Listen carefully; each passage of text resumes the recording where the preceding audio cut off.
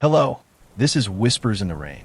Welcome to tonight's story time, a collection of real stories pulled straight from the depths of Reddit. Dim the lights. Let the rain drown out the world beyond your walls. And as you listen, remember, these are the stories people swear are true. Comment below where you're listening from and what time it is where you are. You've scrolled far enough. Now close your eyes and let the whispers begin. Story 1. The Thing Beneath My Floorboards. Reddit username. Kosatica Feinknooking.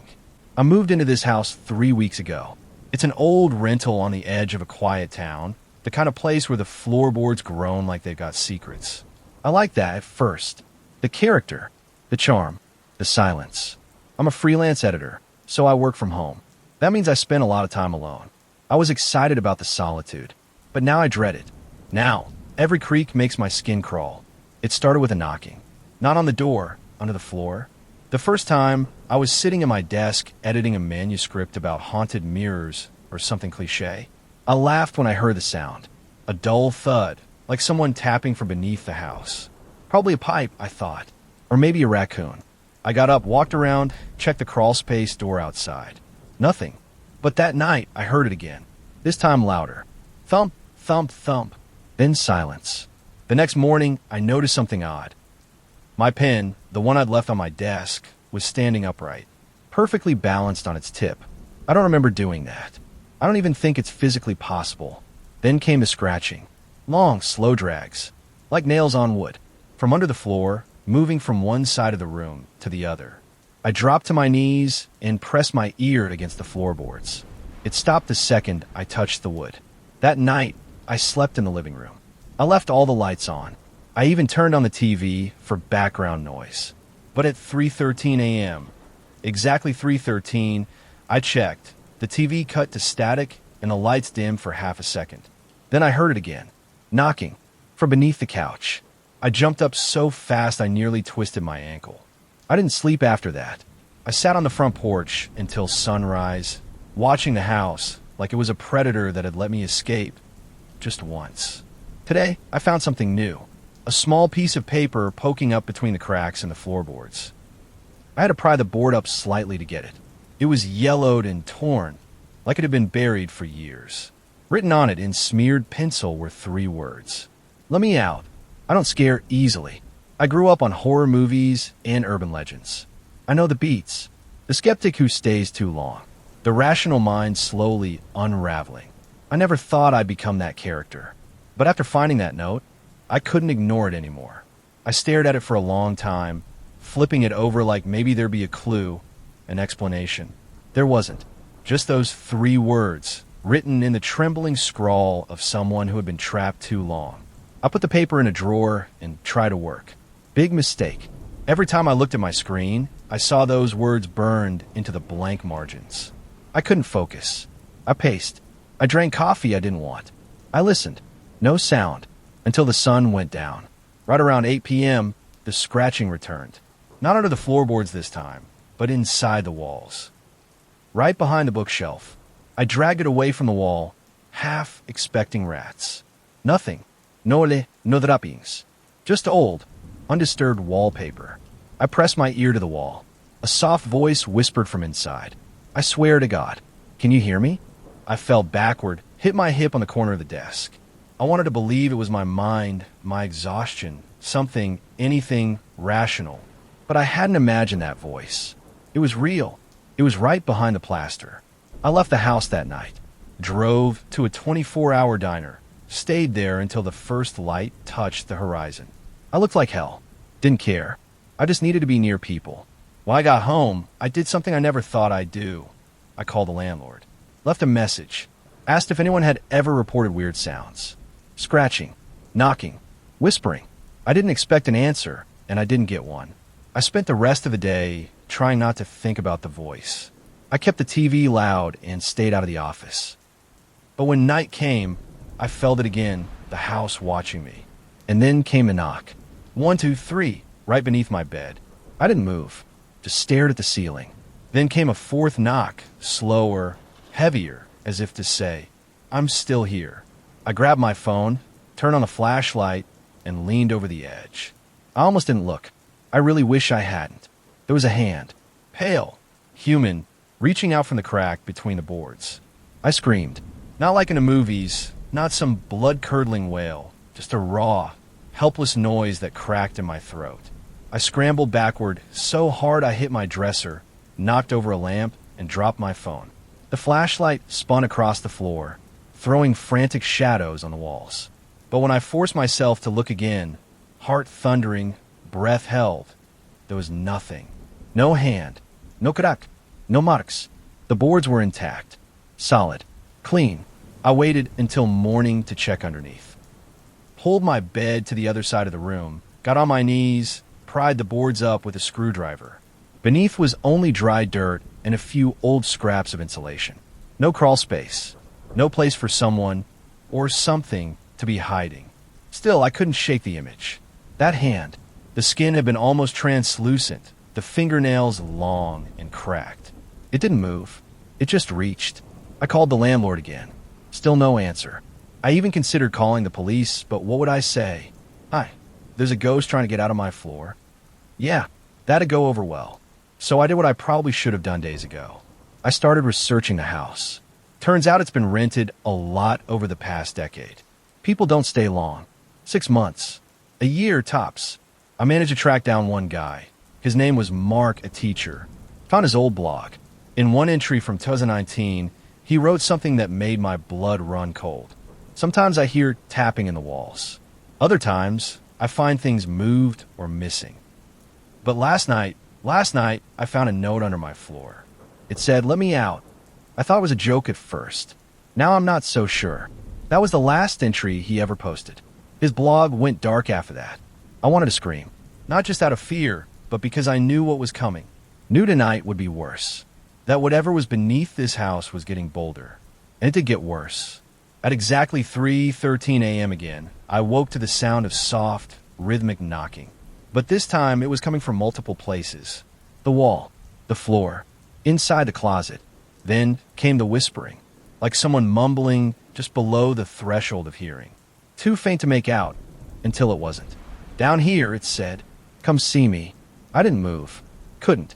I stayed frozen under the covers, listening to the whispering as it weaved through the room like smoke. My brain scrambled for logic, for reason, for a thread to hold on to. "Come see me." The voice was soft, almost kind. Like it wanted me to believe it wasn't dangerous. It was just lonely. And then everything stopped. Silence, total and perfect. My clock read 3:14. I didn't sleep again that night. The next morning, the hallway smelled like dirt. Rich, wet, freshly dug earth. I checked my shoes, thinking maybe I'd track something in, but then I noticed the footprints. Bare, small, leading from my bedroom door to the kitchen and back. I followed them, heart hammering, until they just vanished. Mid-floor, like the person who made them simply evaporated. I spent the rest of the day researching disappearances. I went deep. Missing tenants, strange obituaries, anything tied to this property. I found one article, dated 1976. The photo was black and white, grainy, but the headline hit me like a fist. Local boy vanishes. Last seen playing in basement of rental home. It was this house. The address matched. The boy's name was Peter Hall, 9 years old. The article said he was playing hide and seek during a family gathering. His mother thought he crawled under the floorboards in the basement for fun. They never found him. Only his shoe, wedged between two beams. I thought of the hand, the size of it. Small, childlike. That night, I barricaded my bedroom door, stacked a chair and desk in front of it, slept with the light on. It didn't help. At 3:13 a.m., the TV flickered on by itself. Static. The same whispering started again, louder this time. "Urgent. Let me out. Let me out. Let me out." Repeating like a chant. Then the scratching began. It wasn't random this time. It was deliberate. Patterned. I grabbed a notebook and jotted it down. Short, short, long. Short, short, long. Over and over again.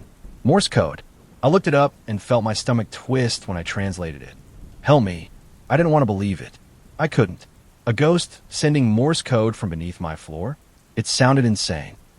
But there I was, notebook in hand, deciphering desperate pleas from something that wasn't supposed to exist.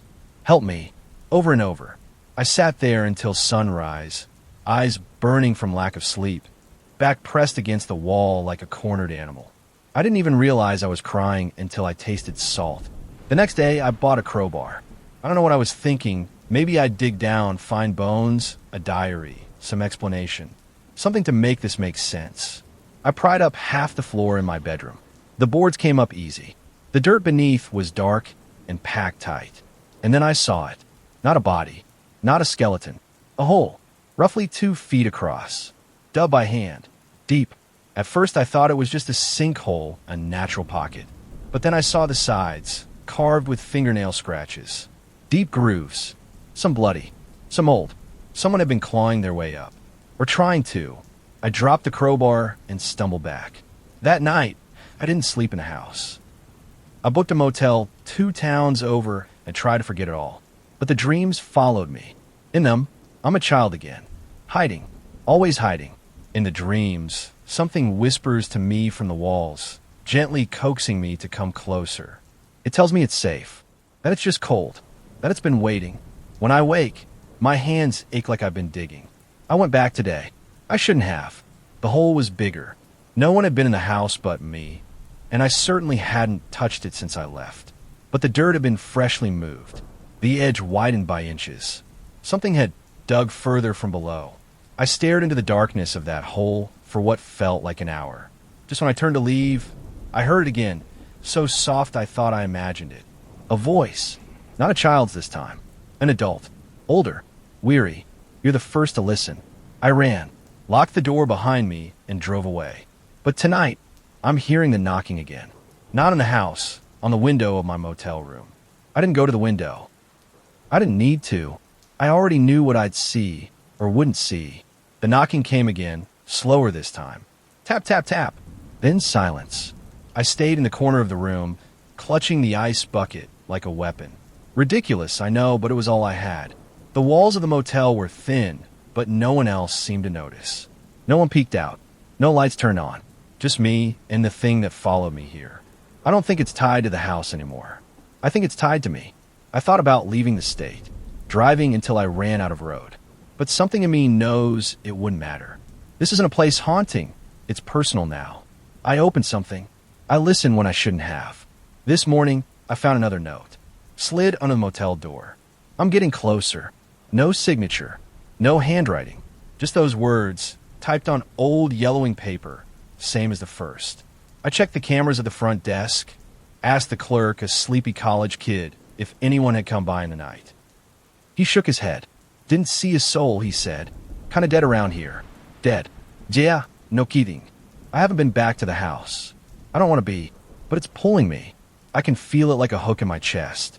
I started seeing things in mirrors, quick flashes of movement behind me. Eyes where there should be none. My reflection smiling when I'm not. The dreams are worse now. They aren't dreams anymore. I lie down, close my eyes, and I'm in that dirt. Not above it, beneath. Packed and tight. Mouth full of soil. Fingernails broken. Trying to scream, but no sound comes out. And always I hear them. Not just one voice. Many. Layered like wine through dead trees. All whispering the same thing. We are still here. I tried burning the first note. It wouldn't catch. Just blackened around the edges and curled like it was breathing. I think it's trying to wear me down. Not just scare me. Break me. Make me dig. Make me join them. Tonight, I won't sleep. I've pushed the dresser against the motel door, and I'm sitting with the lights on again. It's 3:12 a.m. I can hear scratching. Inside the bathroom. The bathroom door creaked open on its own. I sat frozen, staring into that narrow strip of darkness. The light from the lamp barely reached the tiled floor. The scratching had stopped, but the air felt heavier, as if something had stepped into the room and was just waiting. I didn't want to go in, but I had to. I took the lamp with me, the cord tugging behind like a leash, casting jittery shadows as I stepped inside. The mirror was fogged over, like someone had just taken a hot shower, but I hadn't used it since the day before. My hand shook as I reached out and wiped the glass. There was something written beneath the fog. Don't leave me alone again. And beneath that, a handprint, smaller than mine, pressed from the inside of the mirror. I dropped the lamp. It didn't break, but the bulb blew. The room went black. I slammed the bathroom door shut and shoved a chair against the knob. I could hear faint tapping from inside, like someone dragging their nails down the mirror surface again and again. I didn't sleep. I couldn't even blink for long without imagining that handprint pressed against the glass, waiting. At sunrise, I went back to the house. Something in me knew it had to end there. The place felt colder. Wrong. Like a breath held too long. The hole was wider now. Much wider. A smell came from it, like old water and rot and something else. Something that had been buried for a long time. I knelt beside the opening, flashlight in hand, heart racing like a drum roll. "Peter," I called. The dirt didn't move, but a voice came from below. Not a whisper this time. Clear. Tired. Not Peter. I reeled back. My brain spun with panic. If it wasn't Peter, if it never was, then what the hell had I been speaking to? I ran to the kitchen, grabbed the crowbar. I was ready to fill the hole, nail down the floor, call a priest, call anyone. But when I turned around, the figure was already standing in the doorway. Small, pale, dirt-caked, eyes staring straight through me. And behind him, dozens of other shadows began to rise from the floorboards. I dropped the crowbar. There were too many of them. Faces frozen in expressions of sorrow, limbs twitching like broken marionettes. The boy stepped closer. His mouth didn't move, but the words echoed inside my skull. "You open the door. Now you see us." I tried to run, but the floor buckled beneath my feet. Cold hands reached up, not to drag me down, but to hold me still. I saw their eyes. All of them. Pleading. Trapped. One by one, they whispered the same thing. We were forgotten. Then the boy touched my chest. My breath stopped. When I woke, it was morning. The floor was whole. No hole. No shadows. No figures. But now, wherever I go, I hear it. Knocking. Beneath my feet. Still asking to be remembered. Still asking to be let out. Story 2 title. My sister still talks to the thing in the mirror. Reddit username. My little sister, Emma, has always been strange, but not in the creepy way. Not at first. She used to talk to her reflection like a lot of kids do. We all thought it was normal, maybe even cute. Just her imagination, nothing more. But she never grew out of it. She's 10 now, and every night before bed, she stands in front of her mirror and whispers to it. I used to think she was pretending. Then I started noticing things. She only does it when she thinks no one's watching. She covers the crack under her door with a towel and closes all the blinds, like she's trying to make the room perfectly dark except for the mirror itself. I caught her once by accident. I'd gone in to tell her goodnight. I didn't knock. I wish I had. She was standing there with her forehead pressed to the glass, eyes closed, lips moving in a frantic whisper. I couldn't hear what she was saying at first. I stepped closer. "Don't go. I am sorry. Please. I didn't mean to upset you." I said her name, and she jumped like I'd slapped her, spun around and screamed at me. Screamed. Not in fear, but in rage. "You ruined it." That's what she said. And then she burst into tears and ran to her bed, curling up under the covers. I tried asking what she meant, but she wouldn't talk. She just kept mumbling, "He's mad now. He's mad." Our parents chalked it up to stress.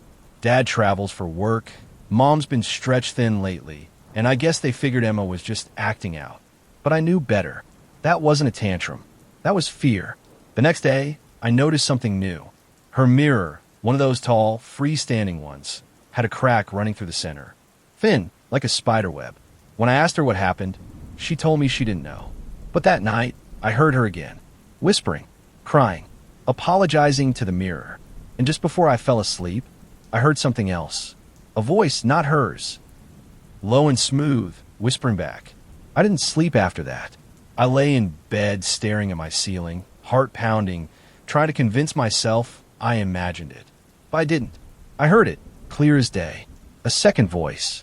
Male. Calm. Whispering something I couldn't quite make out. The next morning, Emma looked pale. Her eyes were red, like she'd been crying all night. She didn't say a word at breakfast, just stirred her cereal until it turned into soggy mush. When I asked her what was wrong, she whispered, "It doesn't like you." I felt a chill crawl down my spine. Who doesn't? She just stared at me. Didn't blink. Didn't move. After a long silence, she said, "He lives in the mirror. He says you're nosy." I told Mom, of course. I expected her to freak out, maybe finally take this seriously. But she just sighed, rubbed her temples, and said Emma had always had a vivid imagination. "It's a phase," she said. "Don't feed into it." But I couldn't ignore it anymore. That night, I stayed awake and waited. At around 2:30 a.m., I heard the soft creak of her door opening. I got up, careful not to make a sound, and peeked down the hallway. Her room was lit with a faint, silvery glow from the mirror. I couldn't tell where the light was coming from, but it pulsed like it was breathing. I stepped closer. Her door was cracked open just enough for me to see inside. Emma stood in front of the mirror again, but this time she wasn't whispering. She was listening. The mirror was fogged over, and something was moving on the other side. Not her reflection. Something else. I could see fingers pressing against the inside of the glass, dragging long, slow streaks across the surface. Her face was blank, eyes wide. I opened the door all the way. "Emma," I said. She didn't even flinch. The movement behind the glass stopped. The fingers withdrew, and then I saw something that made my blood run cold.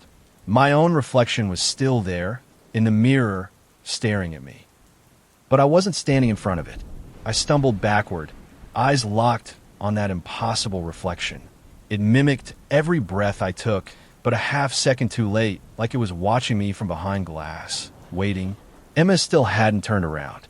Her shoulders rose and fell with slow, even breaths, like she was in a trance.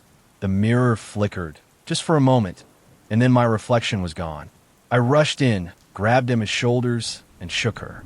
"Emma, snap out of it." She blinked. Her lips quivered. "He's angry," she whispered. "He says you saw too much." I pulled her away from the mirror and pushed it against the wall, hard enough to rattle the floor. She screamed, covering her ears like I'd hurt her. "Stop. You'll make it worse." The light that had been pulsing from the mirror vanished. Just like that, the room returned to normal. Silence, shadows, the faint hum of the air vent. I didn't sleep again that night. I sat beside Emma's bed until sunrise, watching the mirror like it might move again. She didn't speak, didn't cry, just curled up and shivered in her blankets. The next morning, I noticed bruises on her arms. Small ones, round and dark like fingerprints. "Did someone grab you?" I asked. She shook her head. "Not someone." I told Mom everything. The mirror, the voices, the bruises. I begged her to listen, to do something. She snapped, told me to stop scaring Emma with ghost stories, that maybe I was the one putting ideas in her head, that if I kept it up, she'd take me to a therapist. So I stopped talking, but I didn't stop watching. The next night, I removed the mirror from Emma's room while she was asleep, dragged it into the garage, threw a sheet over it, and locked the door. Emma woke up screaming an hour later. "He's in the walls now," she sobbed. "He says you made him mad." I tried to calm her down, but she clawed at her face, sobbing and thrashing. "He's in the mirror. He's in all the mirrors now." And as I pulled her into a hug, I looked over her shoulder across the room. In the reflection of the darkened window, I saw something standing behind me, smiling. I spun around, but the room was empty. Empty. I ran to the window, staring into the glass, hoping, praying, it had been a trick of the light. But no, my reflection stared back, eyes wide, trembling. Alone. Whatever I'd seen, it wasn't there anymore. Emma clung to me, shaking so hard her teeth chattered. "He's coming through," she whispered. "You broke the promise." You looked at him. I didn't know what to say. My mind scrambled for reason. Logic. Anything to keep my hands from shaking. I decided then I'd smash the mirror. Burn it if I had to. I snuck into the garage later that night with a hammer and a flashlight. The sheet was still draped over the glass, limp like dead skin. I yanked it off and nearly screamed. My reflection wasn't mine. It was smiling, wide, stretched, unnatural. It raised a hand and tapped on the glass. 1, 2, 3. I backed away, heart pounding, unable to look away. Its head tilted, studying me like prey. Then its mouth moved. "Let me in." I dropped the hammer. The reflection didn't mimic it. It stayed standing, smiling. I turned and ran back inside. Emma was already waiting at the top of the stairs. "You can't break it," she said softly. He said it's a doorway now. That night, every reflective surface in the house began to change. The bathroom mirror fogged over even when it wasn't humid.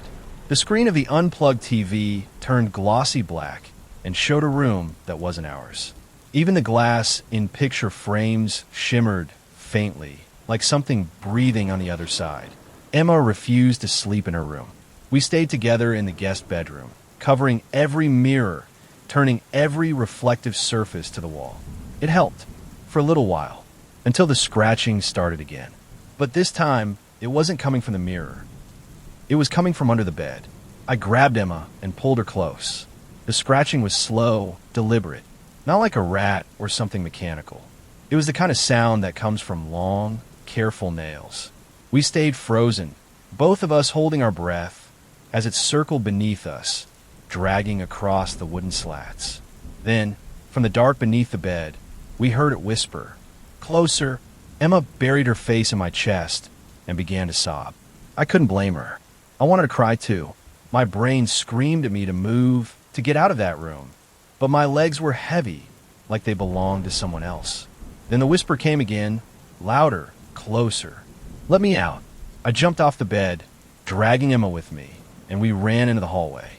The scratching stopped the second we crossed the threshold. I turned back only once. The room was still, silent, but the mirror at the far end of the hallway, the one we'd forgotten to cover, was glowing faintly. We didn't sleep. We sat in the living room until dawn. The TV turned to static just for the noise. Emma eventually drifted off with her head in my lap. I sat there staring at the darkened screen, trying to make sense of it all. My reflection stared back, jittering slightly, like the signal was broken. I saw something behind me, a flash of movement, a face, gone before I could turn. That morning, I made a decision. I skipped school and took Emma with me. We went to the library and searched old property records, newspaper clippings, anything we could find about the house or the mirrors. It took hours, but eventually we found it. Local man kills family. Claims demon in the mirror told him to. The article was from 1954. Same neighborhood, same lot number. The house had been torn down and rebuilt after the murders. The killer's name was Alan Greaves. He told police he'd been speaking to a figure in the mirror for years. He said it gave him instructions, that it promised him peace if he just obeyed. The photo that accompanied the article froze my blood. In the background, standing behind a cracked mirror, was a faint outline of a smiling man. He looked exactly like my reflection. I photocopied the article, shoved it into my backpack, and left the library shaking. Emma didn't ask questions. She didn't need to.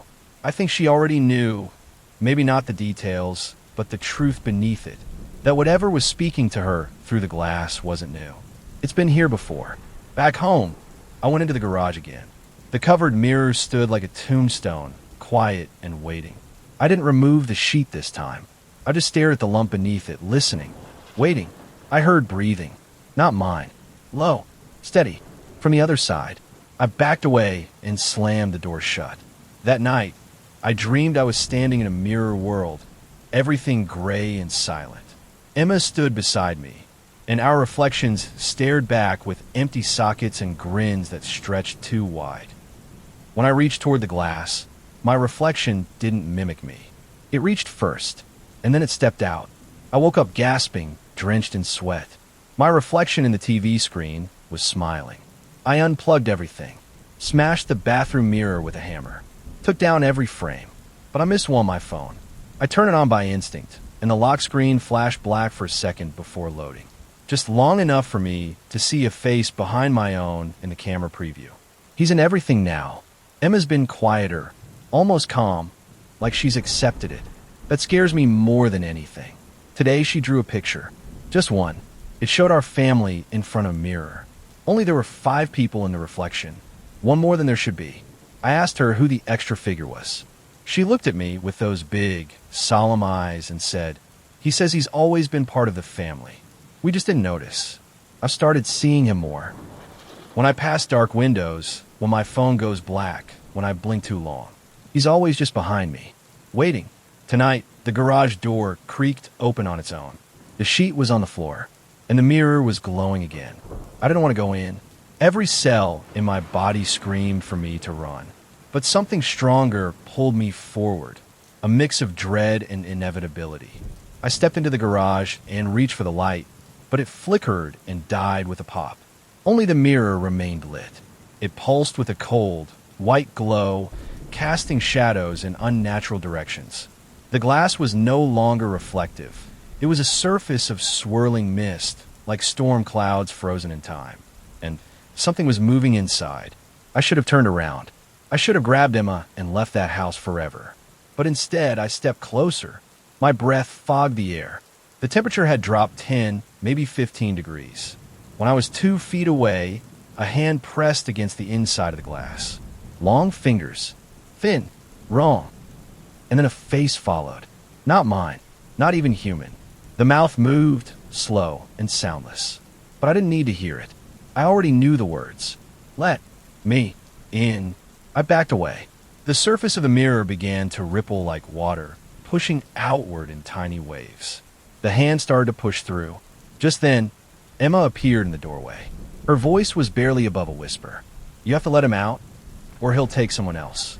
No, I snapped. He's tricking you. That's not a person, Emma. That's not anything. She stepped forward, unfazed by the cold or the thing pressing through the glass. He says he was trapped here, she said. A long time ago. Someone else let him in once, and then locked him behind all the mirrors. The hand trembled, pressing harder, distorting the glass like plastic wrap. Emma reached out. I screamed. The mirror cracked, but didn't shatter. Light poured from the seams like fire. Then everything went black. When I woke up, the mirror was gone. Just a bare spot on the wall, and shards of broken glass scattered like ice. Emma stood beside me, and she was smiling. Not her smile. His. She doesn't call herself Emma anymore. When I asked, she tilted her head and said, she's resting. I'm just borrowing her for now. We moved out of the house, but it didn't help. Every mirror we pass, every dark window, I see his reflection behind us, smiling, waiting. Sometimes, when Emma sleeps, I hear her whispering again. But now the voice that answers doesn't sound like it's coming from the mirror. It's coming from inside her. I smashed every reflective surface in our new place. Doesn't matter. He's here anyway. She drew me a picture this morning. It showed me standing in front of a mirror, eyes black, face twisted. Above it, she wrote, "Your turn.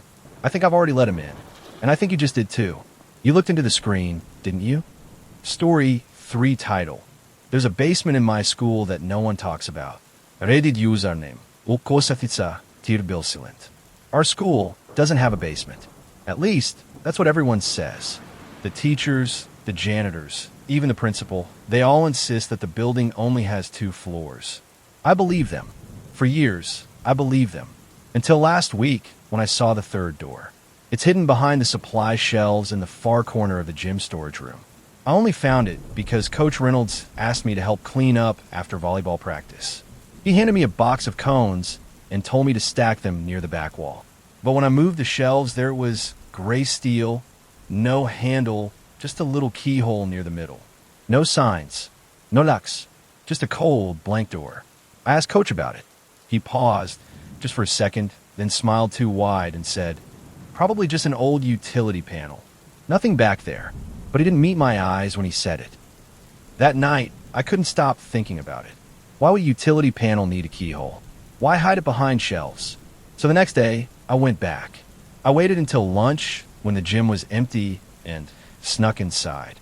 The shelves scraped loudly against the concrete as I moved them again. The door looked the same, unmarked, silent. I pressed my ear to it. Nothing. Then I tried something stupid. I knocked. 3 soft taps, and something knocked back. I nearly dropped my phone. I stared at the door, heart racing, and knocked again. This time, the knock was faster. Closer. I didn't open it. I wasn't that brave. But I took a photo just to prove to myself it was real. When I looked at the picture, the door was there, but something else was too. A face, reflected in the steel. Pale, expressionless, right behind me. I spun around so fast I tripped over a stack of mats. No one was there. The gym was silent, too silent. My breath echoed off the walls, and for a second, I felt like I wasn't alone. Like something had been watching, just out of sight, and stepped away before I turned. I checked the photo again. The face was still there, blurred but unmistakable. Hollow eyes, thin lips, head tilted like it was studying me, and it was right over my shoulder.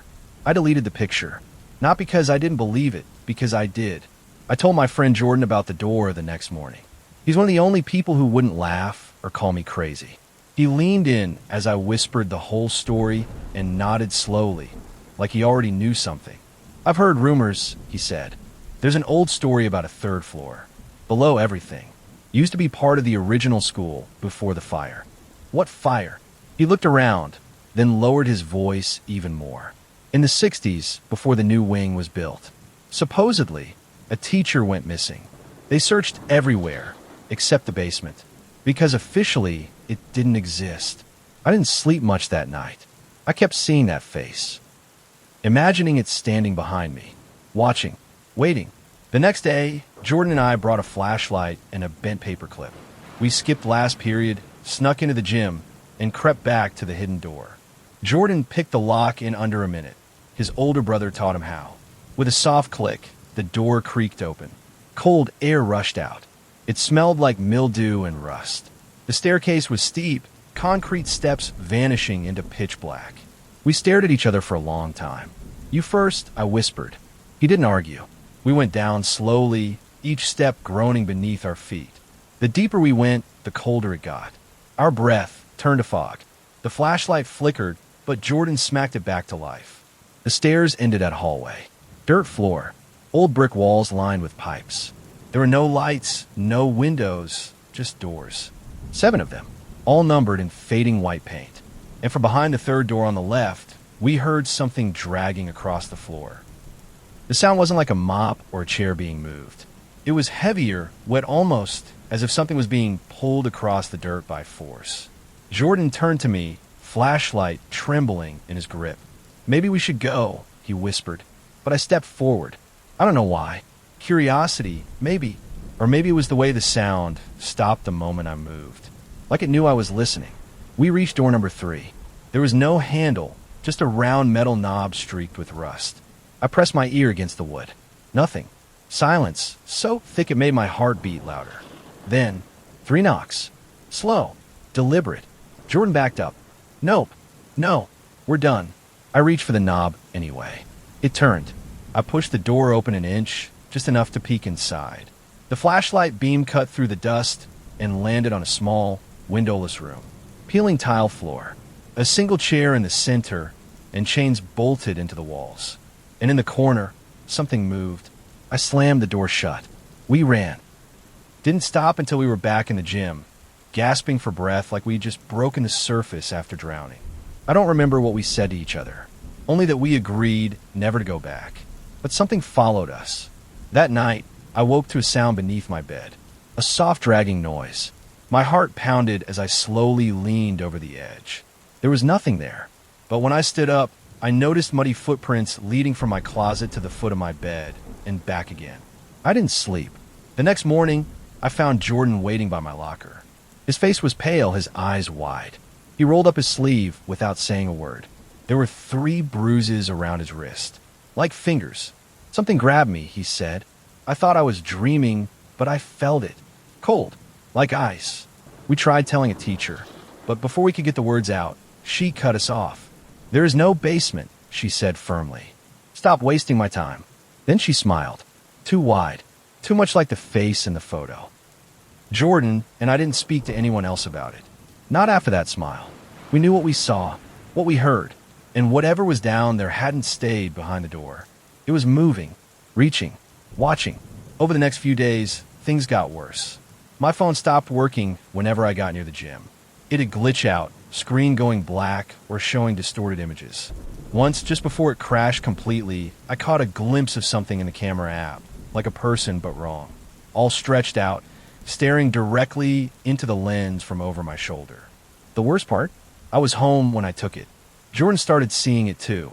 Shadows out of the corners of his eyes. Footsteps behind him in empty hallways. One afternoon, He showed me his notebook. The back pages were covered in sketches, dozens of them, of that basement hallway. The doors, the chair, the thing in the corner. He said he didn't remember drawing them. That night, I stayed late for detention. MS. Claire had to leave early, so she gave me a worksheet and told me to lock up after. I was the only one left in the classroom when the intercom crackled to life. It hissed for a few seconds, then a voice whispered, "Door 3 is open." My blood turned to ice. The intercom snapped off. I ran into the hallway, but everything was quiet. I could see down both ends of the corridor, no one. Not even a janitor. But when I turned back, the lights began to flicker. One by one, they blinked out toward the gym, as if something was moving beneath them. I didn't go back into the storage room. I didn't even leave through the main doors. I climbed out a first-floor window and ran all the way home. That night, I found a note taped to my bedroom mirror. It wasn't written in ink. It looked like charcoal, rough and smudged. "You opened it. Now it's your turn." The words faded as I touched them, crumbling into black dust. Emma, the little girl who sits next to me in history, was absent the next day.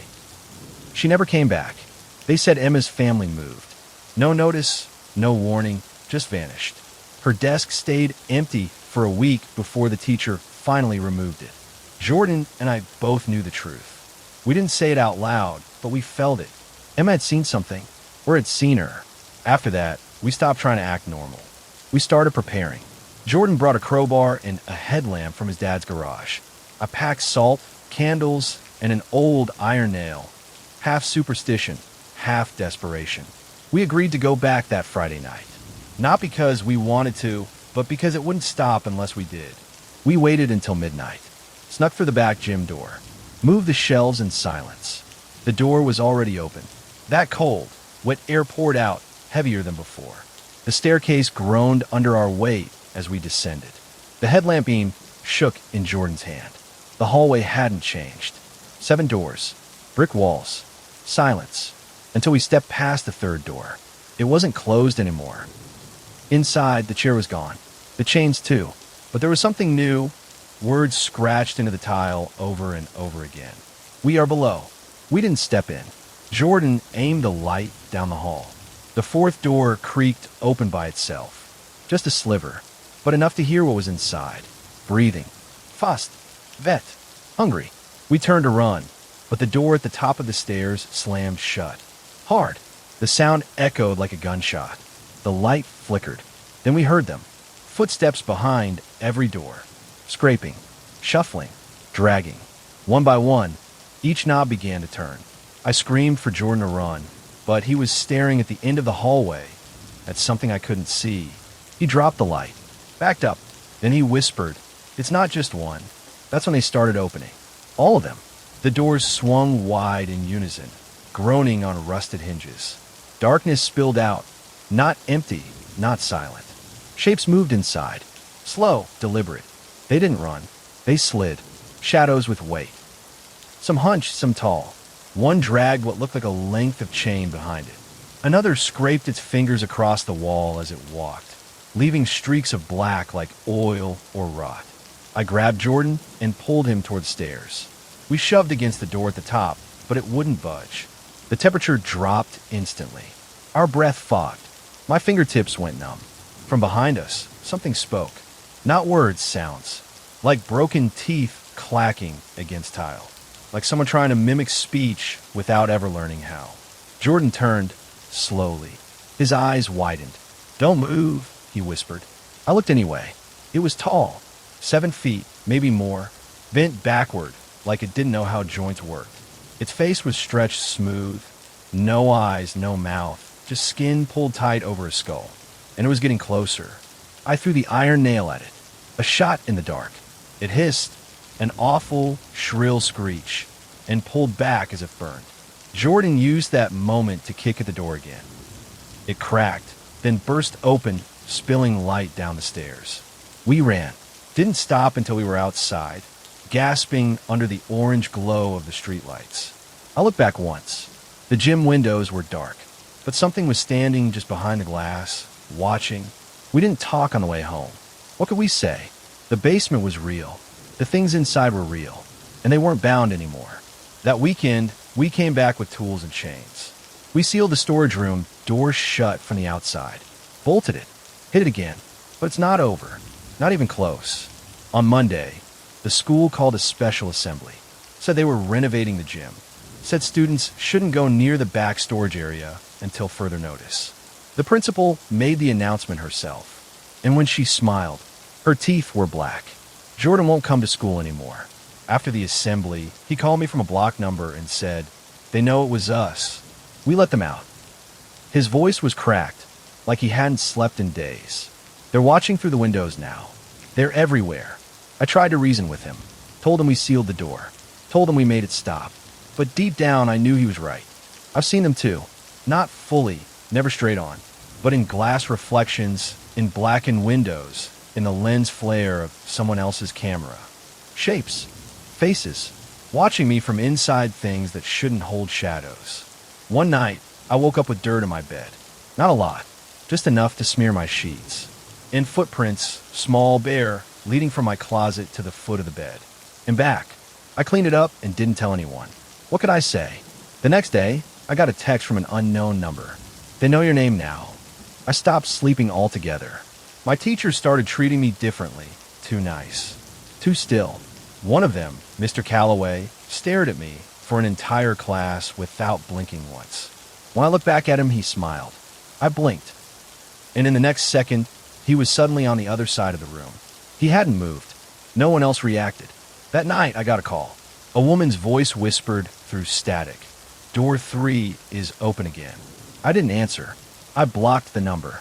I unplugged the phone, but I could still hear it ringing in my head, through the walls in my dreams. The next morning, the gym was closed off. Maintenance, they said, but I saw muddy prints leading out the side exit. Small ones, bare feet, just like before. They're not hiding anymore. They're walking the halls, and they look like us. I left school today and didn't go back.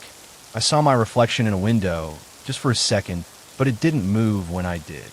It smiled, then walked away, without me. Jordan hasn't answered my calls. His mom says he's resting, but she said in a voice that didn't sound like hers. I don't think we ever locked that door. Not really. We just opened it. I don't know what they are. I don't know how many. But I do know this. They want to be seen. They want to be known. And they want out. If you're reading this and you hear a knock at your door when no one's supposed to be there, don't answer. If you see your reflection smiling when you're not, run. Door 3 is open, and they're already inside. Story 4 title. The babysitter left a note that didn't make sense. Reddit username. We hired Natalie through one of those neighborhood apps.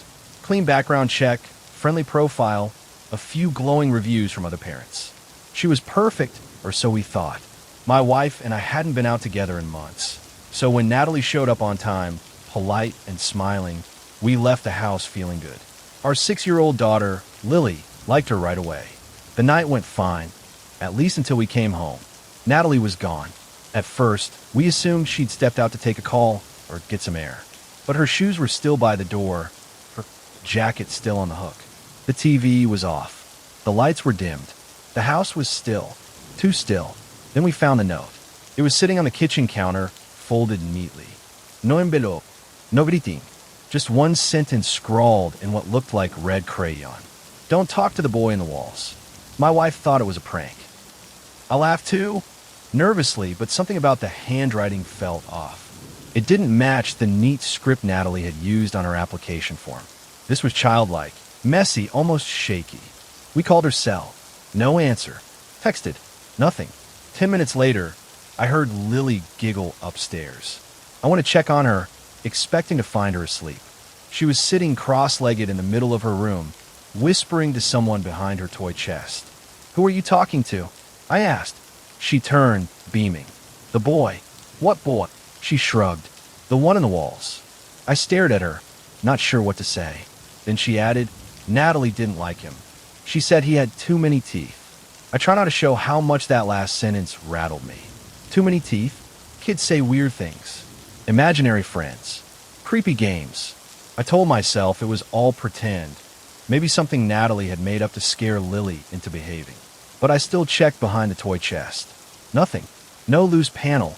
No crawl space. Just the usual dust bunnies and a few stray building blocks. I tucked Lily into bed and kissed her forehead. No more talking to boys in the walls, okay? She giggled again, like it was a joke. Okay, Daddy. I turned off her lamp and shut the door behind me.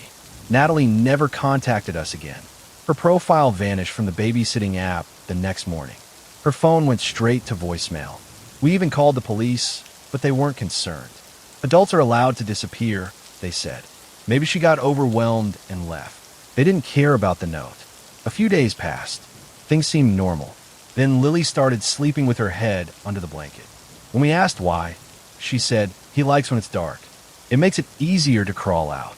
My wife wanted to take her to a therapist. I agreed, but we had to wait a week for the appointment. That week was the longest of my life. It started with tapping. Soft, rhythmic tapping from inside the walls at night. Always around 2 or 3 in the morning. I checked the attic, the crawl space, the vents. No mice, no pipes, nothing. Then we heard footsteps. Slow, deliberate, but always just on the other side of the wall. One night, my wife screamed from the bathroom. I ran in, heart racing, and found her pointing at the mirror. A single word had been written in condensation. Teeth. We hadn't used a shower that day, and Lily was still asleep. You said, "Continue." ChatGPT said, Story 5. The babysitter left a note that didn't make sense. Reddit username. Kosatica srontid zvezdica. Section 3. We started sleeping with the lights on. Every night, around 2:30 a.m., the tapping would start again. Always in threes. Always from the same stretch of wall in Lily's room, the one behind the toy chest. We move her into our room. She didn't complain. In fact, she curled up between us and whispered, "He doesn't like when I leave. He says I'm his now." We told her it was just a dream. But the next morning, we found scratch marks on the inside of the wall behind the toy chest. Long gouges, some deep enough to splinter the drywall. I couldn't explain them. Neither could the contractor I called. Could be a raccoon or something, he offered, but I could see he didn't believe that. Not really. That night, I stayed up with a flashlight and waited. At exactly 2:33 a.m., I heard it again tap. Top, top. I held my breath and stepped closer to the wall. This time I tapped back. Silence. Then a reply. Top, top, top, top. For knocks. My skin went cold. I backed away slowly, but not before I heard something else. A voice. Faint and whispery, like a breath slipping through plaster. You took her from me. I didn't sleep the rest of the night. The next day, Lily wouldn't eat. She said her friend was mad, that he didn't like us anymore. He says he used to live here before the walls were put up, she mumbled. He says I'm the only one who listens. We tried to ask her more, but she clammed up. Later, while cleaning her room, we found another crayon note under her pillow. It wasn't in her handwriting. It read, "One tooth for every lie you tell her." That night, we heard chewing. Inside the walls.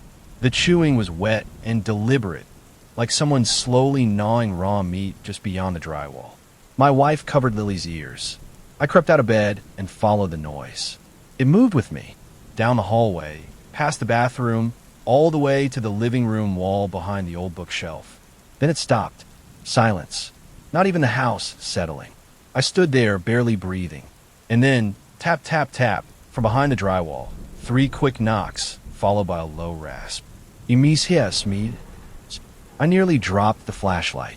The next morning, we found our family photo, one that hung in the hallway, turned around. The frame's backing had been peeled off, and every face was scratched out. Every face except Lily's. We took her to the therapist that afternoon. She was calm during the session, unusually quiet. We waited in the car while they talked. When the therapist came out, she looked pale, unnerved. She mentioned a boy in the walls, she said carefully. Said he has long fingers and no lips.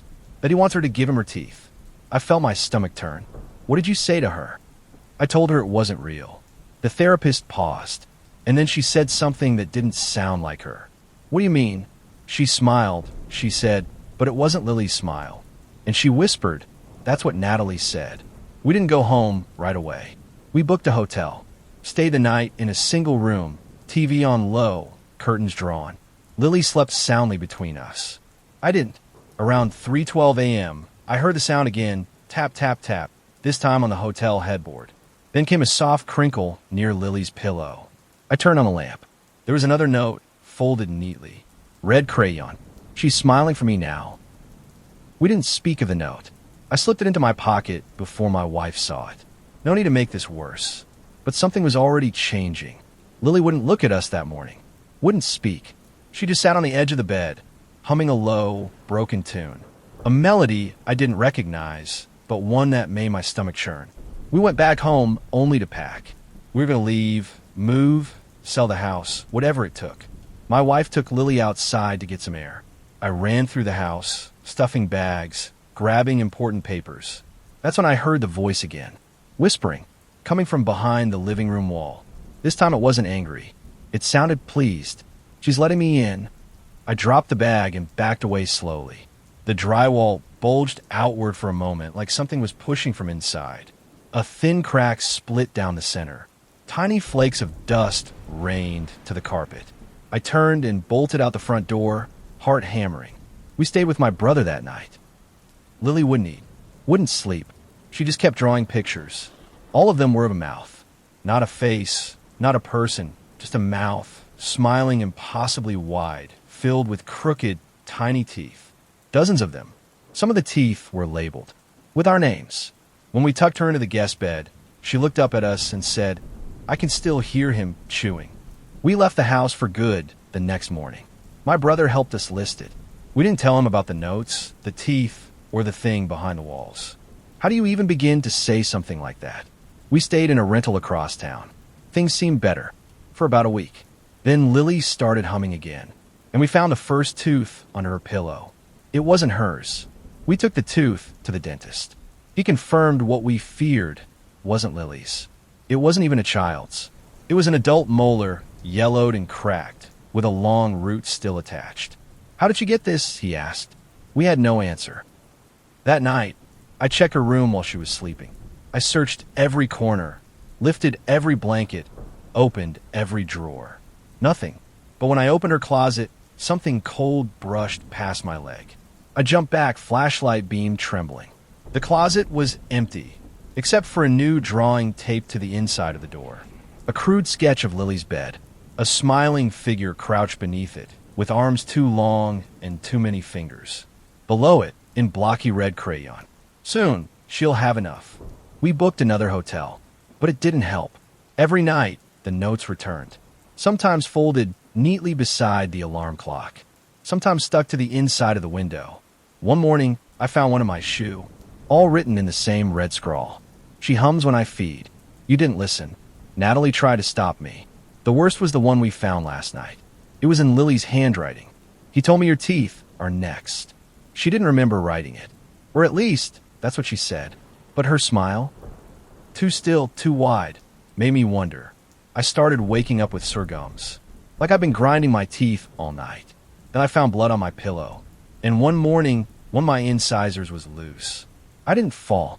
I didn't chew anything hard. It just started coming out. I wrapped the tooth in a tissue and threw it in the trash. An hour later, it was back on my nightstand.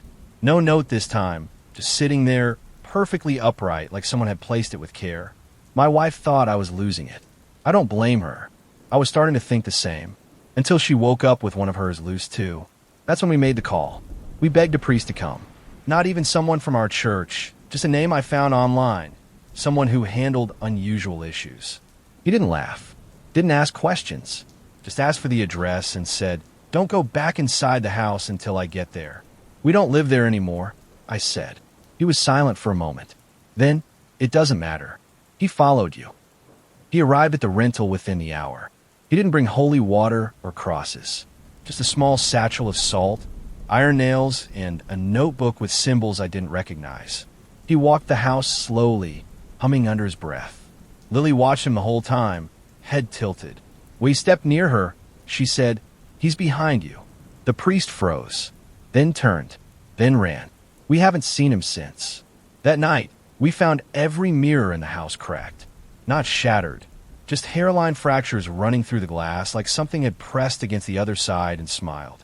The final note came after that. It wasn't crayon. It was scratched into the wall behind Lily's bed. She has enough now. Time to open wide. That's when we realized. Lily's not humming anymore. She's grinning, and we can hear chewing again. But this time, it's coming from her mouth. We took Lily to the ER. She smiled the whole ride there. X-rays showed dozens of teeth forming under her gums. Way more than humanly possible. Rows. Layers.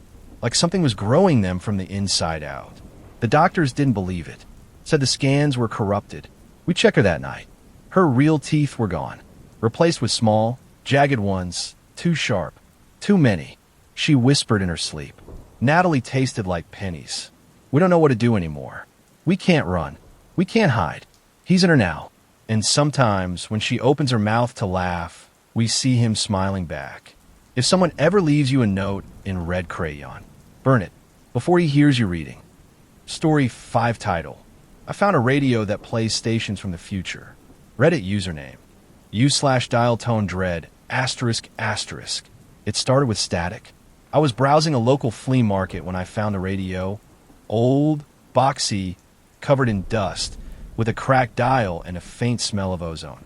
$10. The guy selling it didn't know if it worked, but I took it anyway. I like weird old tech. Vintage stuff. My apartment is full of it. Back home, I wiped it down, plugged it in, and twisted the dial. Nothing but white noise and faint hissing. Then, just past the end of the FM band, after the numbers ran out, I caught something. Voices. Crisp, clear. Not music. Not chatter. A news broadcast. But it was wrong. The anchor had a flat, synthetic tone. Confirmed the downtown dome will remain sealed until further notice. All citizens are advised to update their breath credits and remain within visual perimeter zones. I froze. It sounded real. Not a prank. Not a recording. I checked online.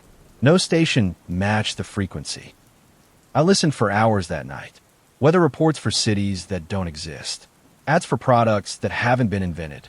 Warnings about something called the ashfall. And always the same sign-off at midnight. This has been Nexus 104.4, broadcasting 5 days ahead. I thought it was a gimmick at first.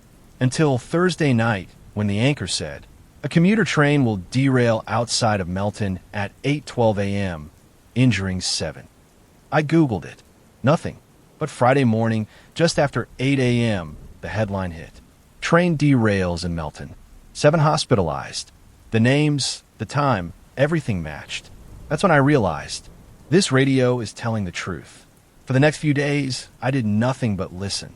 I wrote down every name, every time, every disaster or event the station mentioned. Then I waited, watched, Googled. Every single one came true. Flash floods in Louisiana. A mass power outage in Berlin. A missing hiker found dead beneath a collapsed cave system. His name, his age, even the brand of boots he wore matched exactly what the anchor said. And it was always 5 days ahead. No more, no less. The signal came in at night, stronger after 11 p.m., like it needed the dark to slip through. During the day, it was just static again. I even tried recording it, but the files were blank. Just white noise. I posted a clip online once. Within 5 minutes, it was taken down. Terms of service violation. Then my account got banned. I should have stopped, but I couldn't. The addiction wasn't to the novelty. It was the power. Knowing things before they happened. Betting on headlines. Warning people anonymously. Even saving a few lives. I thought I was doing good. Then came a voice change. On a Thursday night, just before midnight, the anchor stopped mid-sentence. The static surged. And then something else spoke. It wasn't a news report. It wasn't human. It whispered low and ragged, right into the mic. He's listening. The station cut out immediately. I didn't sleep that night. The next day, nothing came on. Just static. Then I started seeing him. A man in a black coat, standing across the street. Always watching. Never moving. Sometimes he'd be on the train platform. Other times, near my work. He never spoke. Just stared. One night, I left the radio on and went to bed. At 3:15 a.m., it turned itself back on. And I heard my own name. It wasn't a mistake. The announcer said it clearly. My full name, first and last. Local man Elias Cartwright will be found dead in his apartment Tuesday morning. Authorities suspect cardiac arrest. Investigation pending. I sat up in bed, pulse hammering. Tuesday was 5 days away. I shut the radio off, yanked the cord from the wall. The room fell into an uneasy silence. Even the street outside sounded muted, like the whole world was holding its breath. I couldn't move, couldn't think. How could the station know that? I didn't sleep. I couldn't eat. I just kept reading the message I'd scrawled on a post-it during the broadcast. My name, the date, the word dead underlined 3 times. The man in the black coat was outside my apartment the next morning. Not across the street anymore. On the sidewalk, looking up at my window. Still not moving. Still not blinking. I called the police. They came. They looked, and by then he was gone. Probably just a loiter, the officer said. Don't worry about it. But I was already past worry. I tried throwing the radio away.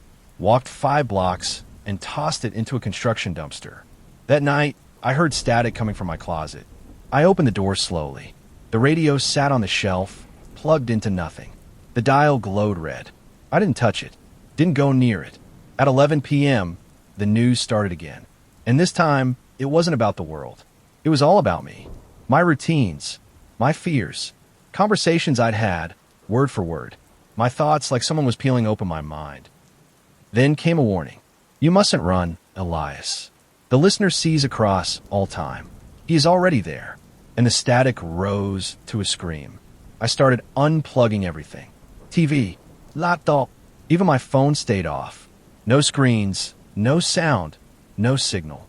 But it didn't matter. The radio stayed on. Every night at 11, it clicked to life. No power cord, no batteries. Always that same signal. Always that same voice. Except now it was getting personal. Elias didn't leave the apartment today.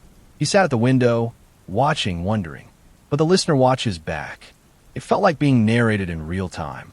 Like something was documenting my life from just out of sight.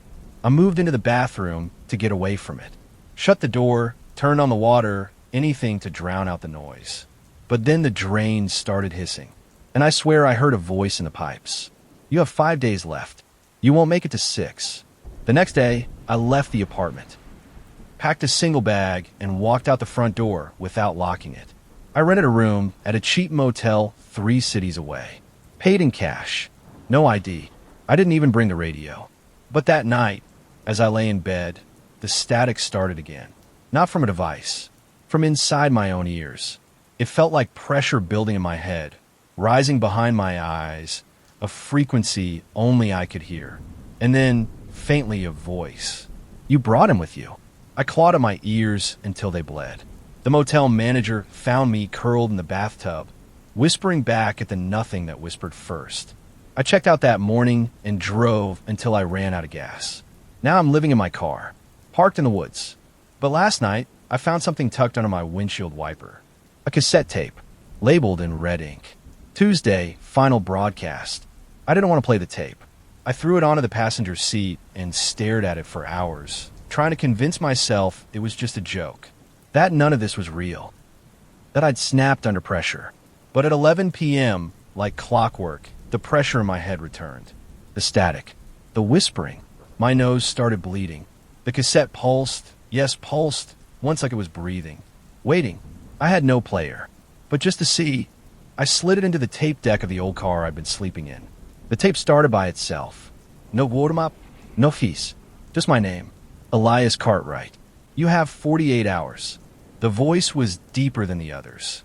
Slower, like it was pushing through tar just to speak. It continued. We are all recordings, all signals, all messages etched across time. You try to change your story, but it was already played.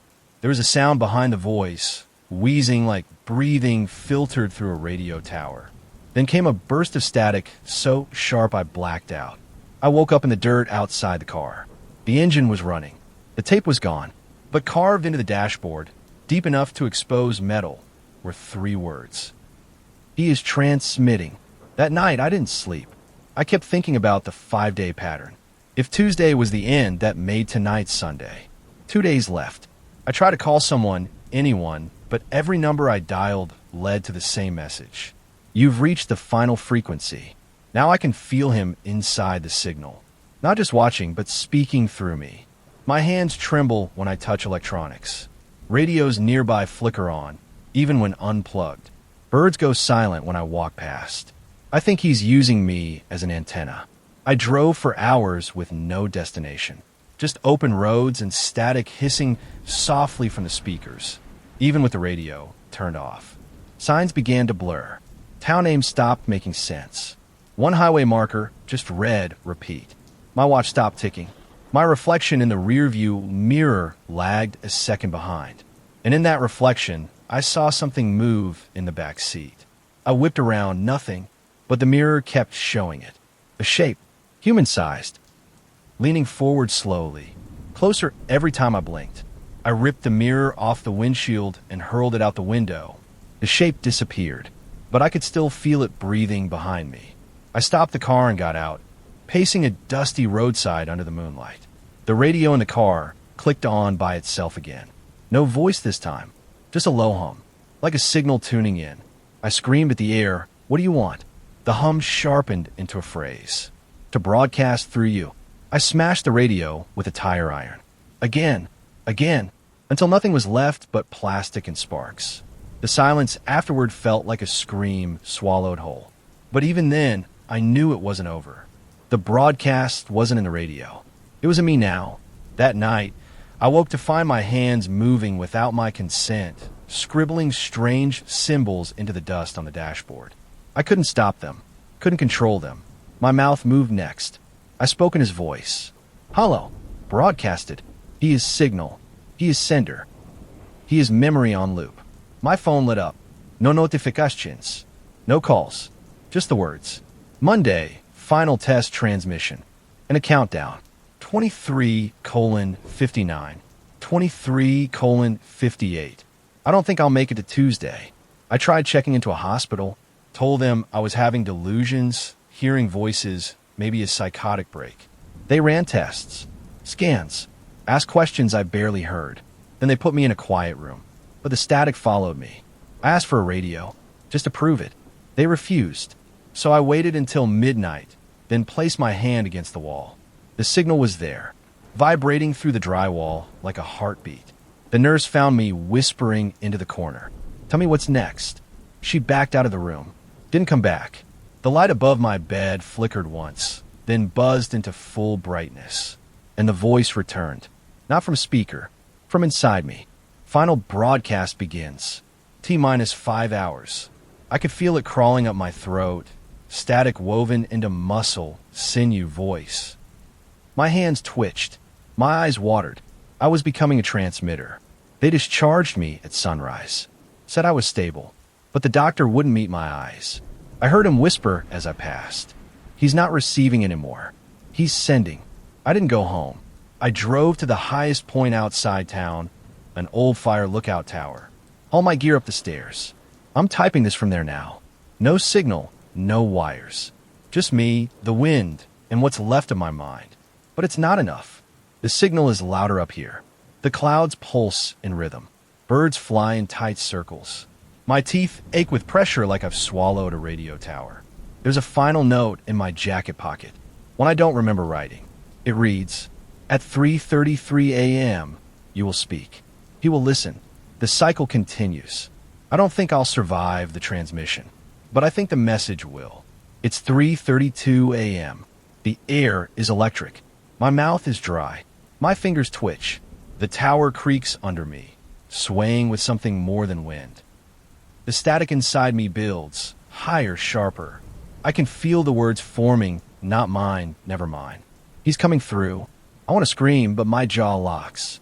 So if anyone hears this broadcast, this voice, this story, it means the signal worked. It means I wasn't the last. Please, destroy the radio. Smash the dial. Burn the tape. Do not tune in. Do not listen. Do not become the next antenna. Story 6 title. My brother started sleepwalking after we buried our dog. Reddit username. Our dog, Max, died on a Sunday. He was old, 14 years. Big golden retriever, gentle as anything. My little brother, Danny, was devastated. They'd grown up together, ate together, slept together, even shared a birthday. We buried Max under the willow tree in the backyard, where he always used to nap in the shade. Danny placed one of his toy soldiers on the mound. Didn't speak for the rest of the day. That night, I heard footsteps. Soft ones. At first, I thought it was just Mom or Dad checking the doors. But the footsteps kept going, slow, dragging across the floorboards, then out onto the porch. I looked through the window. It was Danny. He was in his pajamas, barefoot, standing by the tree. His hands were outstretched, fingers twitching. I ran out to him, confused and half asleep. Danny, no response. When I touched his shoulder, he flinched but didn't wake. His eyes were wide open, but they didn't look at me. They looked past me, straight at the grave. I shook him gently. He blinked, confused. "What are you doing out here?" I asked. He yawned. "Talking to Max."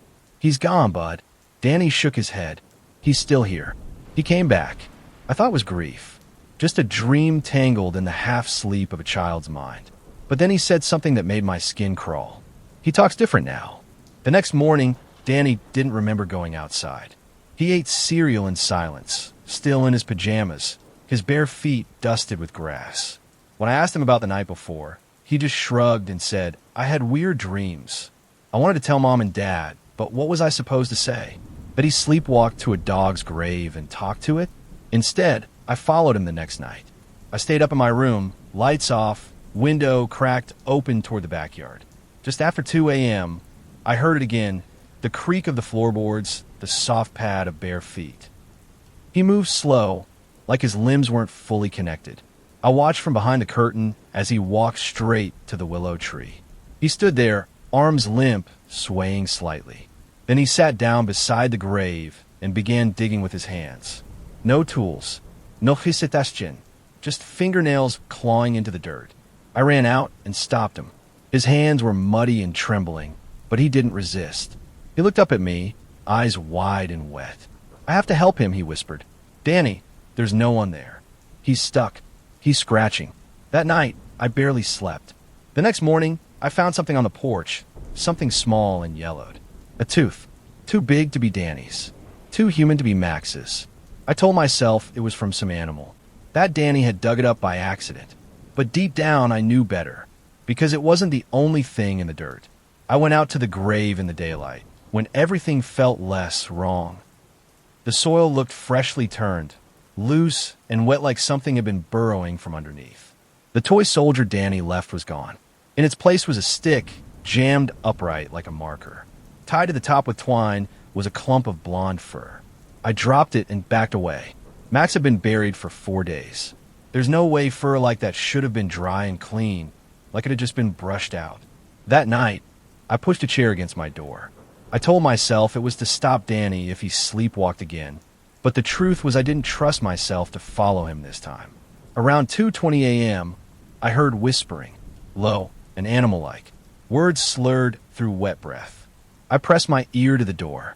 Closer now, not deep enough, still breathing. Then I heard a sound I'll never forget. A bark, but it wasn't Max's. Not exactly. It was warped, gurgling, like someone imitating a dog without understanding how a mouth should make that sound. I burst out of the room.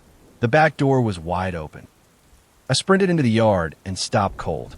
Danny wasn't alone.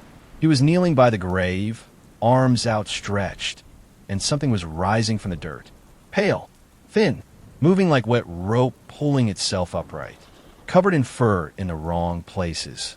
No eyes, just 2 deep black sockets that pulsed with breath. And in its mouth, hanging by the scruff, was the toy soldier. I froze.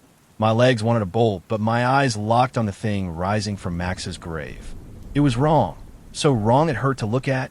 Its limbs were too long, fur in patches that didn't match where fur should be. Its skin shimmered like something stretched too thin, like cellophane over meat.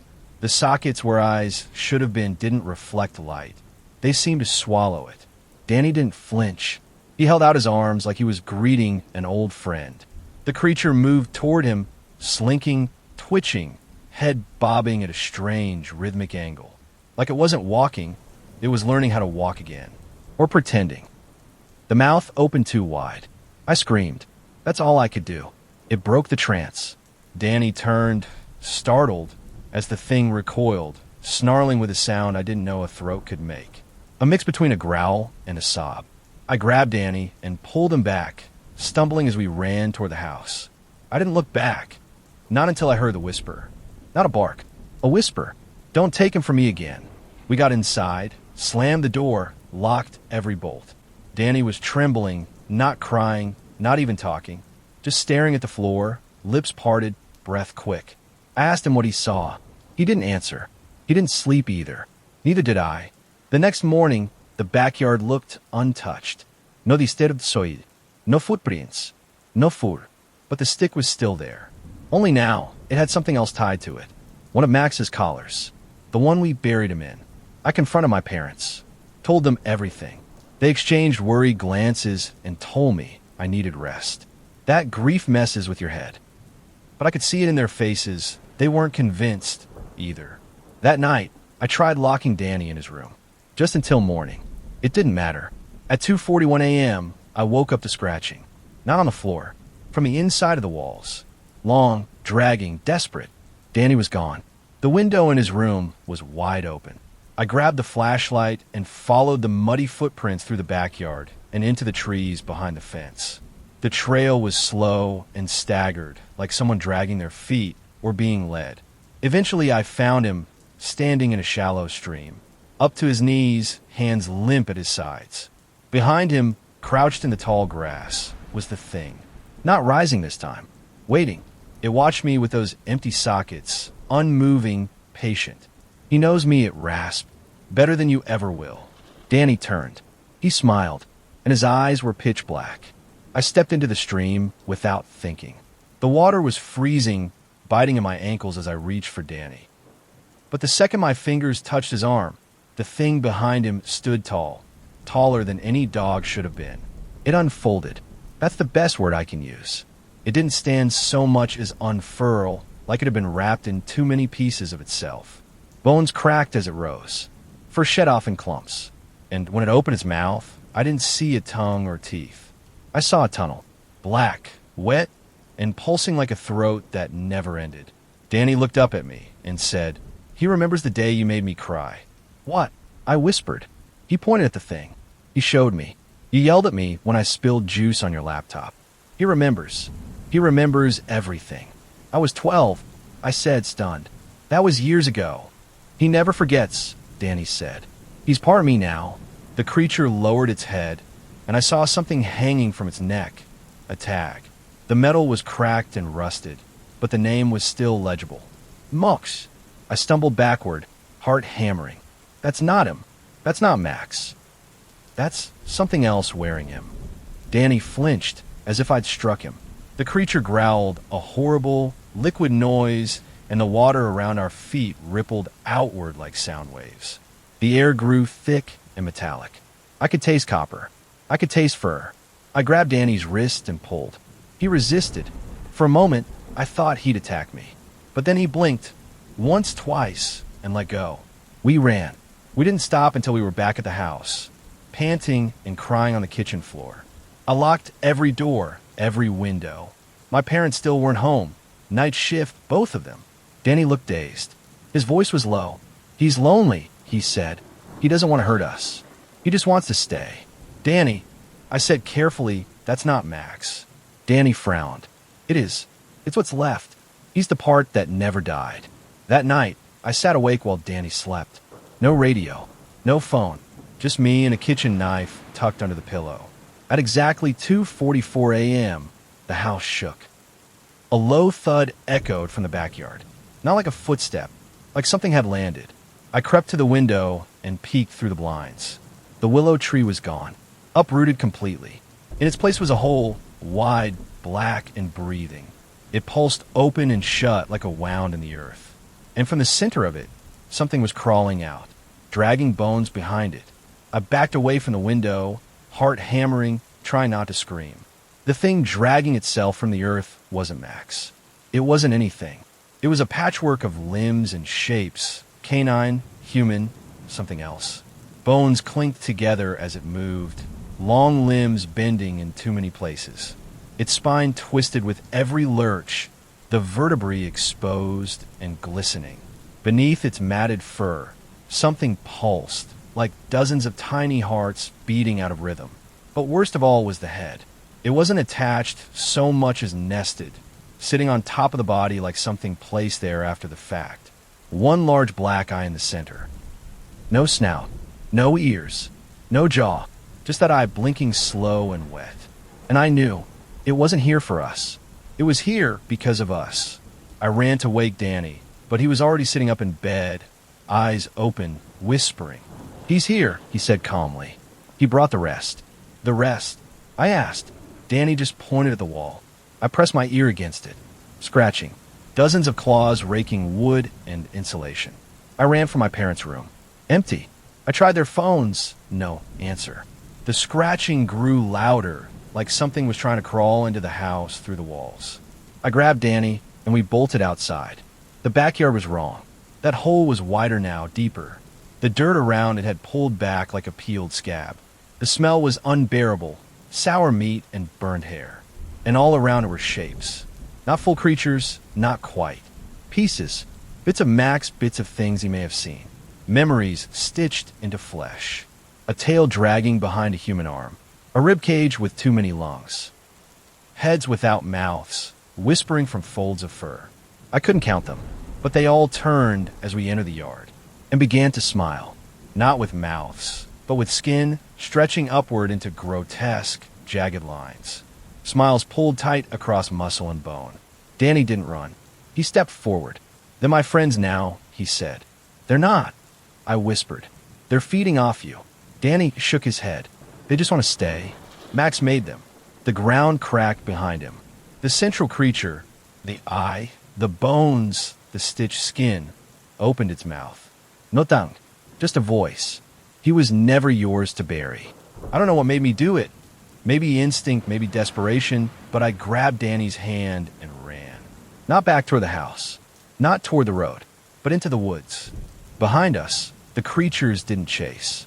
They watched us like statues until we vanished into the trees, and I could still feel that single, unblinking eye blinking slow and wet in the back of my mind. We ran until my legs felt like rubber and the air cut into my chest. We found the old hunting shed. It's barely a shack, a rotted roof, one lantern, dust and mold and silence. But we locked the door behind us and collapsed onto the floor, panting. Danny spoke first. "He said he can live in me now," he whispered.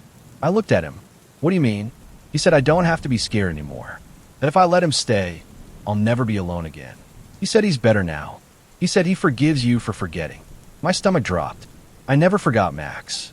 Danny frowned, eyes glinting in the lantern light. He remembers everything. "You promised you'd be there when we said goodbye, but you didn't come." He said you left. "I was at school. I had finals." Danny's face hardened. "You weren't there." I didn't know what to say. Suddenly, the shack creaked. Boards above us strained, as if under pressure. The lantern flickered. From outside, just beyond the walls, we heard them. Whispers. "Let us in. We remember. We remember. We remember." The wood around us groaned again, this time louder. Then thump. A paw, pressed against the door. Not knocking. Waiting. Another voice joined the chorus. A soft one, cracked and small. It was Mom, calling our names. Then Dad. Then Max. "Good boy, Max. Come home. Come home now." Danny moved toward the door. "No," I whispered, grabbing his arm. "It's not them." He looked at me, tears in his eyes. "Then where are they?" That's when I realized. I hadn't seen my parents in 3 days. The night Max came back, they left for their shift and never returned. And those voices outside weren't memories. They were pieces. Pieces stitched into flesh, wearing their sounds like costumes. The creatures outside didn't want in. They wanted us to come out. The door didn't hold. By morning, they were gone. Danny, the creatures, the grave itself. Even the willow tree had vanished, as if it had never existed. Just flat dirt and silence. The house is empty now. No scratch marks. No smell. No sign of what happened. Sometimes late at night, I hear footsteps in the yard. Sometimes I hear Danny laughing. And sometimes Just before I sleep, I hear a voice at my window. You buried him too deep, so we dug him back up. Story 7 title. There's a room in my house that only appears at night. Reddit username. I bought this house 2 months ago. It was a good deal. Too good, honestly. The kind of price that makes you squint and ask, what's the catch? But the real estate agent just smiled and said, it's old, not haunted. Probably. She laughed. I didn't. Still, it was mine. 3 bedrooms, a big yard, ancient oak trees that creak like voices in the wind. I fell in love with the creaky floors, the stained glass above the stairwell, the narrow hallway upstairs that seemed to lean ever so slightly to the left. But on my 3rd night living here, I noticed something strange. A door. It was at the end of the upstairs hallway, past my bedroom, near the attic stairs. The hallway's always been short. 3 doors. My room, the guest room, and the linen closet. But now there was a 4th. It was narrow, old, painted a faded blue-gray that didn't match the rest of the house. No handle, just a keyhole. And I swear to God, it hadn't been there the night before. I stood in front of it for a while, trying to make sense of it. Touched the wood. Cold. Too cold. Like the temperature dropped around it. I knocked. Nothing. When I blinked, it was gone. Just blank wall again. I chalked it up to stress, fatigue, maybe even the wine I'd had earlier. Until the next night, around 2:13 a.m., when I got up to pee and saw the door again. Same spot. Same impossible blue. Only this time it was open. Not wide, just a few inches. Enough to see that it led into a room that shouldn't exist. The geometry was wrong. The light spilling from the crack wasn't yellow or white. It was a sort of deep reddish-orange, almost like backlit skin, and it pulsed. I stepped closer. A gust of air pushed through the crack. Warm, sour, humid. It smelled like breath, like something had just exhaled behind it. And something moved inside. Not fast, not lunging. Just a slow shift of shadow, like someone turning in bed. I shut the door, or tried to. It resisted, as if something on the other side was holding it open with a finger pressed gently against the wood. I whispered nope, and I ran back to bed, heart pounding so loud it rang in my ears. The next morning, the door was gone again. The wall was solid, smooth. Nothing there but old paint and a draft I couldn't explain. I told myself I was dreaming, until I checked my phone and saw a photo in my camera roll. It was of the hallway, from behind the crack in that blue door. And I was in the photo, standing in the hallway, asleep. The photo chilled me more than the door ever could. It was taken from low to the ground, tilted, as if the camera had been set on the floor just inside the crack. The composition was almost artistic, light spilling in from the hallway night light, casting a long shadow of my body. But I knew I hadn't taken it. The timestamp said 2:14 a.m., right when I saw the door. I didn't sleep that night. I just sat on the edge of my bed with the lights on, staring down the hall, waiting, but the door didn't return. Not that night. Not the next. 4 or 5 days, I lived like that, on edge, barely sleeping, jumping at every creak the house made. And it creaks a lot, at all hours, sometimes from inside the walls. I even invited my friend Kayla to stay over. She's blunt, skeptical, the kind of person who laughs at ghost stories. I figured if something weird happened with her around, at least I wouldn't be alone. She stayed Friday night. We made drinks, watched a movie, and eventually crashed in our respective rooms. I lay in bed, phone in hand, heart pounding like a drumbeat I couldn't silence. Then I heard it, knocking, not on the front door, not on the walls, on the hallway floorboards, like knuckles tapping wood. 3 short raps, then silence. I crept into the hallway, and there it was, the blue door, fully open this time. The room beyond was darker than before. I couldn't see the floor, just that same reddish glow pulsing like a heartbeat. And hanging from the ceiling, barely visible in the glow, were strings. Thin, tight, almost invisible threads. Something dangled from them. At first I thought it was a wind chime, but when I leaned closer, I saw hair. Dozens of long, black strands. Scalp. They were small, too. Not adult-sized. I staggered back. Behind me, Kayla shouted, "Hey, what the hell is this?" She was holding her phone up, the flashlight cutting a path through the hallway. Her face had gone pale. She pointed toward the wall. No door. She couldn't see it. I reached to grab her arm, to show her, pull her close so she could understand, but my hand passed right through her. I blinked, looked again. She was gone.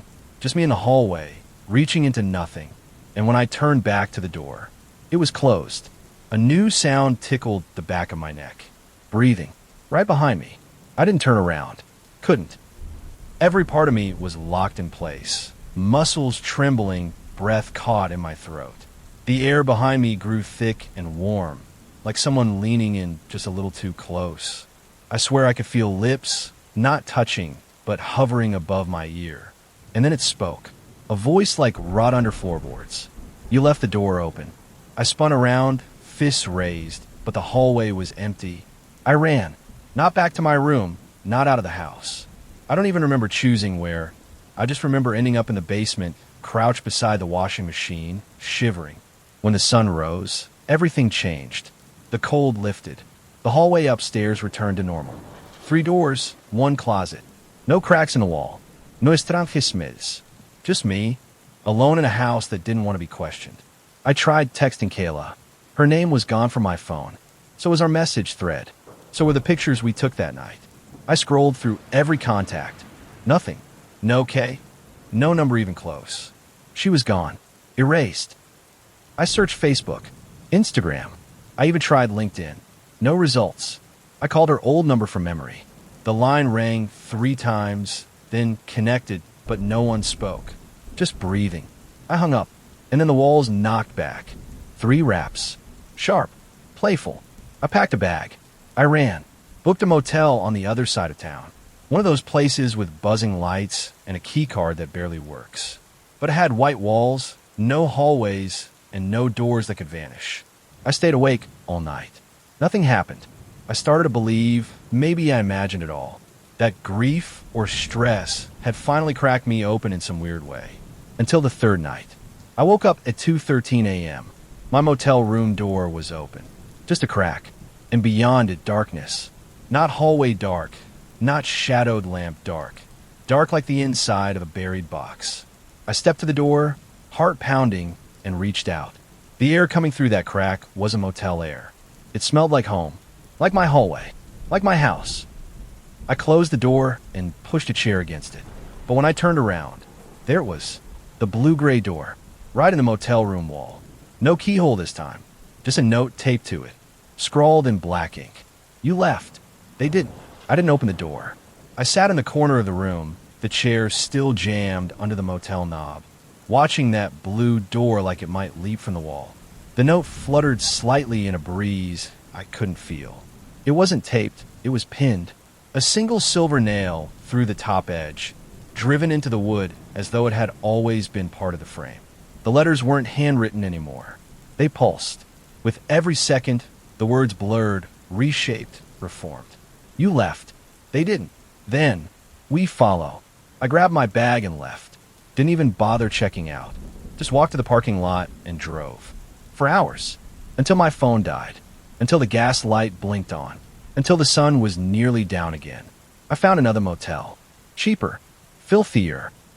But different enough to give me hope. The guy at the front desk looked up once, slimmed me the key, and muttered, "Into the row. Don't open anything that wasn't there when you came in." I stopped.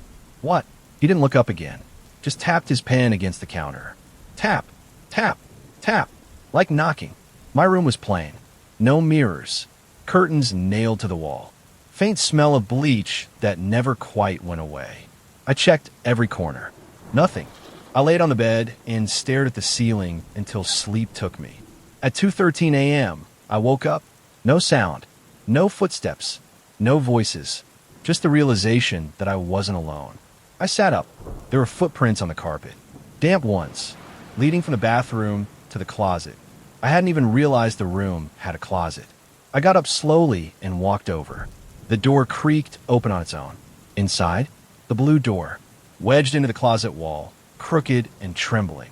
It looked wet, like it had been dragged through a storm. And hanging from the knob was a small, white object. I stepped closer, heart hammering. It was a name tag. Bent. Cracked. Splattered with something dry and brown. Kayla. Behind the door, something knocked. Once, twice, then a third time, louder. The door didn't open, but something pushed against it, pressed from the other side like a body laying flat, breathing hard. I stumbled back, clutching the tag. I couldn't breathe, couldn't scream. The door whispered, "You shouldn't have left her." I left the motel before sunrise. Didn't shower, didn't pack. I sprinted past the front desk barefoot, Kayla's name tag clenched in my fist, heart pounding like a war drum in my ears. I drove back to the house. Yeah, the one I swore I'd never step foot in again. Why? Because I had nowhere else to go. Because I needed answers. Because something was unraveling inside me, and I knew it all ended with that hallway, that door, and whatever waited behind it. The house looked exactly the same. No blue door, just the usual three. I wandered upstairs like a trespasser in my own life, brushing my fingers along the walls, searching for the edges of whatever reality had cracked open. I found it in the dust. A line, faint and narrow, etched into the wall. The outline of a door that wasn't there. I touched it, cold as ice. That night, I didn't sleep. I sat in the hallway with a chair and a baseball bat, watching that outline like it might blink. At 2:13 a.m., it returned. No noise, no knocking, just a slow fade in, like a bruise forming across the wall. The blue-gray door. Only this time, it was wide open. The room inside had changed. No reddish glow. Now it looked exactly like my hallway. Same floors, same paint, same picture frames, but off. Everything had a mirrored quality. Reversed, twisted, and at the far end of that inverted hall stood Kayla, or something wearing her skin. She smiled at me. Too wide, too many teeth. Then her head lolled to the side, and something inside her clicked like a gear locking in place. She took a step forward. "Why'd you let me knock?" she asked. "What?" I knocked. I knocked. I knocked. She was closer now. The lights in the hall flickered. Behind her, shadows crept along the walls. Humanoid shapes dragging limbs, pressing hands to the ceiling like they were crawling upside down. "I asked you to let me in," she said. "You closed the door." No, I didn't." She stopped inches from the threshold. Her face split, not metaphorically, literally. The skin at the corners of her mouth tore upward to her ears, peeling back in jagged lines. No blood, just dark, empty tissue underneath, flexing like it was tasting the air. "I live here now." She stepped across, and the door slammed shut behind her. The slam of the door knocked me off my feet. I scrambled up, swinging the bat wildly, but there was nothing. No kale, no sados. Just the hallway and the door, now sealed tight again, looking more solid than ever. Only now the wood was bleeding. Thin red lines trickled from the seams. Not fast, not dripping, just a slow ooze, like the door itself was weeping. I backed in my room and locked the door. Not that it mattered. If that thing wanted in, a bolt wouldn't stop it. I sat in the corner all night, knees to chest, eyes fixed on the hall through the crack under the door. Shadows kept shifting across it. Once I swear I saw fingers reaching in, stretching the gap wider. But they didn't get in. Not that time. The next morning, I made a decision. Maybe it was desperation. Maybe madness. I was going to open it. I waited all day, prepping. I dug up a headlamp from my old hiking bag, grabbed rope, taped a knife to a broomstick, charged my phone. By midnight, I was sitting in front of the door again. It hadn't appeared yet, but I could feel the weight of it behind the wall. Like pressure. Like something holding its breath. At 2:13 a.m., it blinked into existence. Blue-gray, slightly ajar. I stepped forward, hand trembling, and pushed it open. Inside was me. I mean, literally another me. Standing at the far end of the hall. Same clothes, same hair, same scars. But the eyes were different. They were empty, like glass beads stuffed into a mannequin. I raised the broomstick spear. The other me tilted its head. "You'll forget soon," it said. "They all do. Where's Kayla?" The copy smiled. "She's making room." "For what?" "You." I stepped forward. The hallway warped as I moved, stretching, distorting. The walls breathed. The floor cracked with each footstep, releasing sighs like lungs deflating. I passed doors, each labeled, not with names, with sounds. A scream, a whisper, A knock. A silence. One door open on its own. Inside, a child sat in a room made entirely of mirrors, each one showing her crying, except in a reflection directly behind her, where she smiled and sharpened her teeth with a nail file. I shut the door. My other self was gone now, but I kept walking. At the end of the hall was a final door, round, organic, pulsing. It didn't open with a handle. It peeled, and on the other side, a pit, not of fire or darkness, a pit of rooms, stacked and folded, infinitely repeating. Every room I'd ever been in, every motel, every corner, every flicker of light. And in each one, someone watched me. Not people, not shadows, just watchers. Dozens, hundreds, eyes lining the ceilings. They whispered in unison. You opened it. You belong to it. You're the door now. I ran, out of the hall, away from the watchers, through twisting rooms that folded in on themselves like paper creased in panic. The walls weren't just bending, they were growing, fleshing out in real time. I swear I saw bones forming behind the plaster, veins tracing themselves under the wallpaper. The house was alive. It wasn't a house at all. It was a body, and I was deep in its throat. I slammed through a door that led into my bedroom, or something shaped like it. Same bed, same window, but the sky outside was red. Not sunset red, artery red, thick and pulsing. And there was something sitting on the bed. Kayla, only it wasn't Kayla anymore. Her eyes were gone, just stitched folds. Her mouth hung open, not from her jaw, but from where her throat had split upward, as if something inside had tried to crawl out and got stuck. She didn't speak. She just twitched, like her bones were vibrating under the skin. The air smelled like rot and birthday candles. I stepped back. She raised her hand and pointed. To the closet. I opened it. Inside was the blue-gray door. Back where it started. Back where it always wanted to be.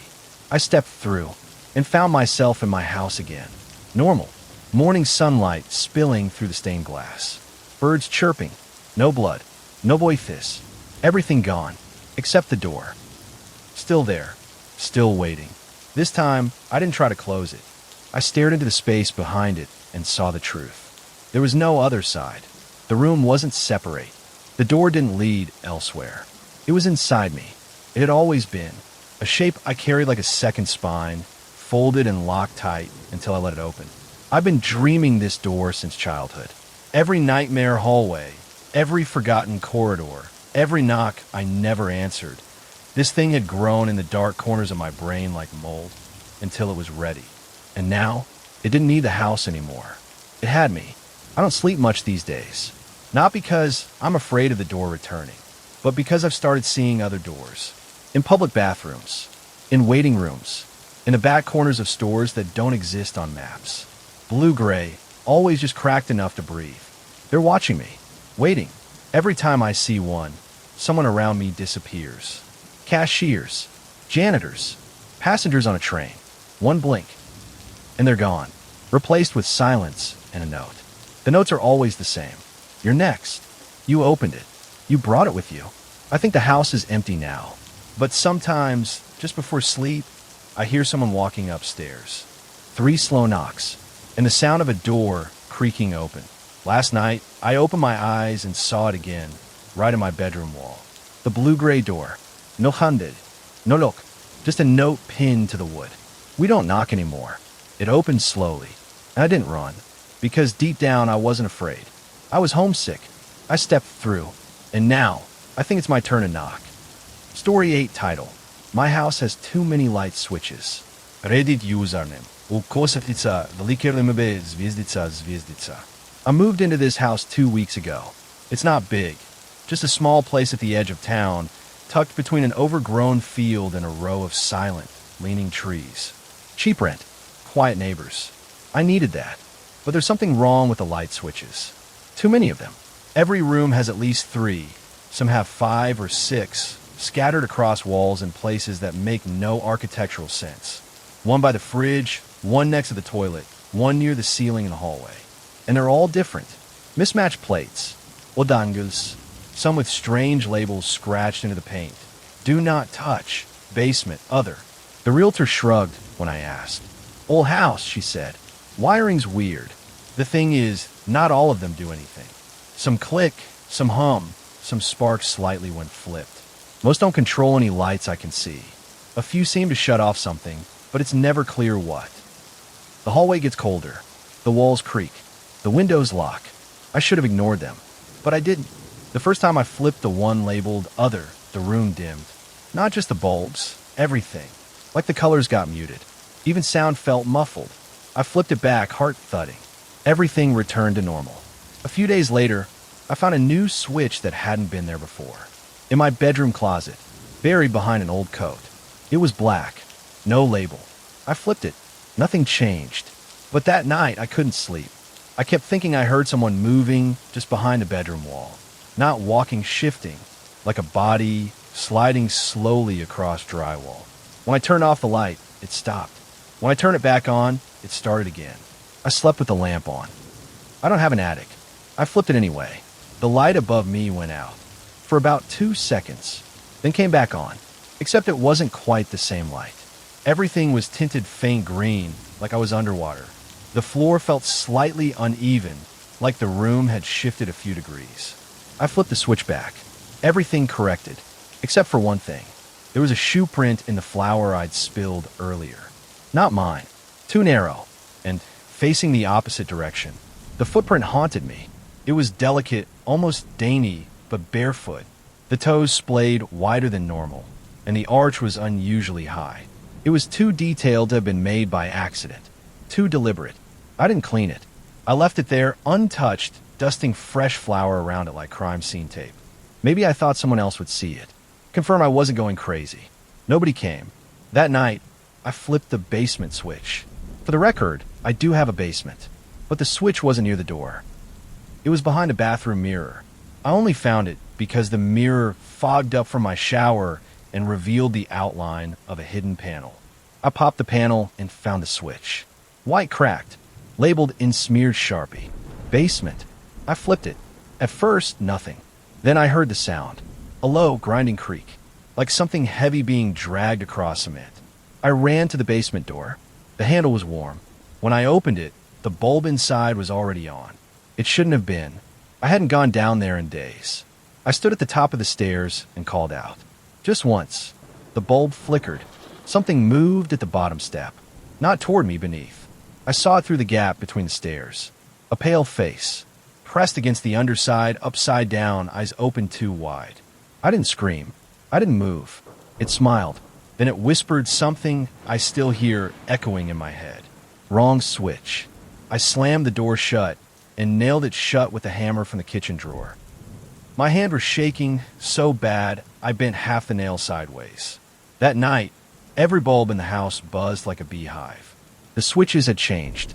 Not just location. They looked older. Rotting plastic. Frayed wires exposed. Some had labels scratched in with what looked like bone or teeth. Door. Left. Under. Me. I didn't touch any of them. But around 3 a.m., I heard a click. Somewhere in the house, one of the switches flipped itself. The temperature dropped instantly. I watched my breath fog in front of me. And from the hallway, something shuffled. Slow, wet footfalls dragging like torn carpet. I turned off every light in the house and locked myself in the closet. I could still hear it moving. Closer. And then, click. Light. The bulb inside the closet turned on by itself. It wasn't my closet anymore. It was somewhere else. Something much deeper. The closet stretched on forever. That's the only way I can describe it. 1 second, I was sitting in a box of drywall and coats. The next, I was looking down a narrow hallway of exposed studs and swaying, bare bulbs, each one humming like a mouth trying to speak. I didn't move. I should have, but I didn't. Somewhere far down the corridor, a switch flipped. Click. Light burst from the ceiling and traveled toward me bulb by bulb, each one flaring on in rapid succession, getting faster, louder. I thought of teeth snapping shut. Then silence. The last bulb, just above my head, flickered. I turned and ran, out of the closet, into the hallway, slamming the door behind me. My heart thudded so hard I nearly passed out. When I looked back, the switch that had been inside the closet was gone. Just flat wood paneling now, like nothing had ever been there. I tried to take a photo to prove to myself something had happened, but my phone wouldn't turn on. Dead battery. It had been fully charged an hour before. I plugged it in. No response. Same with the microwave, the fridge, the thermostat.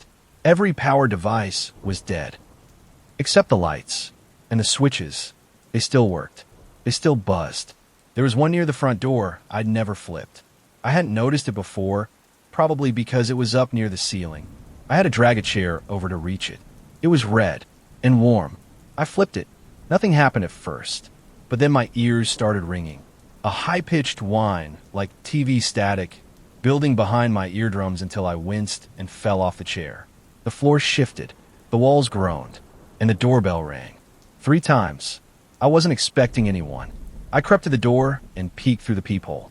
No one, but the light outside had changed. It was too bright. Wasn't even daylight. It was white, pure, uncut white, like staring in a bleach. It hurt to look at. I shut my eyes, and I swear I could still see the glow inside my skull. I opened the door. Nothing. No steps. No porch. Just a platform, hanging in that white void. I shut the door fast. The switches began clicking on their own, one by one, all around the house. The sound came from everywhere, overlapping, forming some twisted rhythm. I ran to the kitchen. On the floor, written in flour again, "You keep turning them on."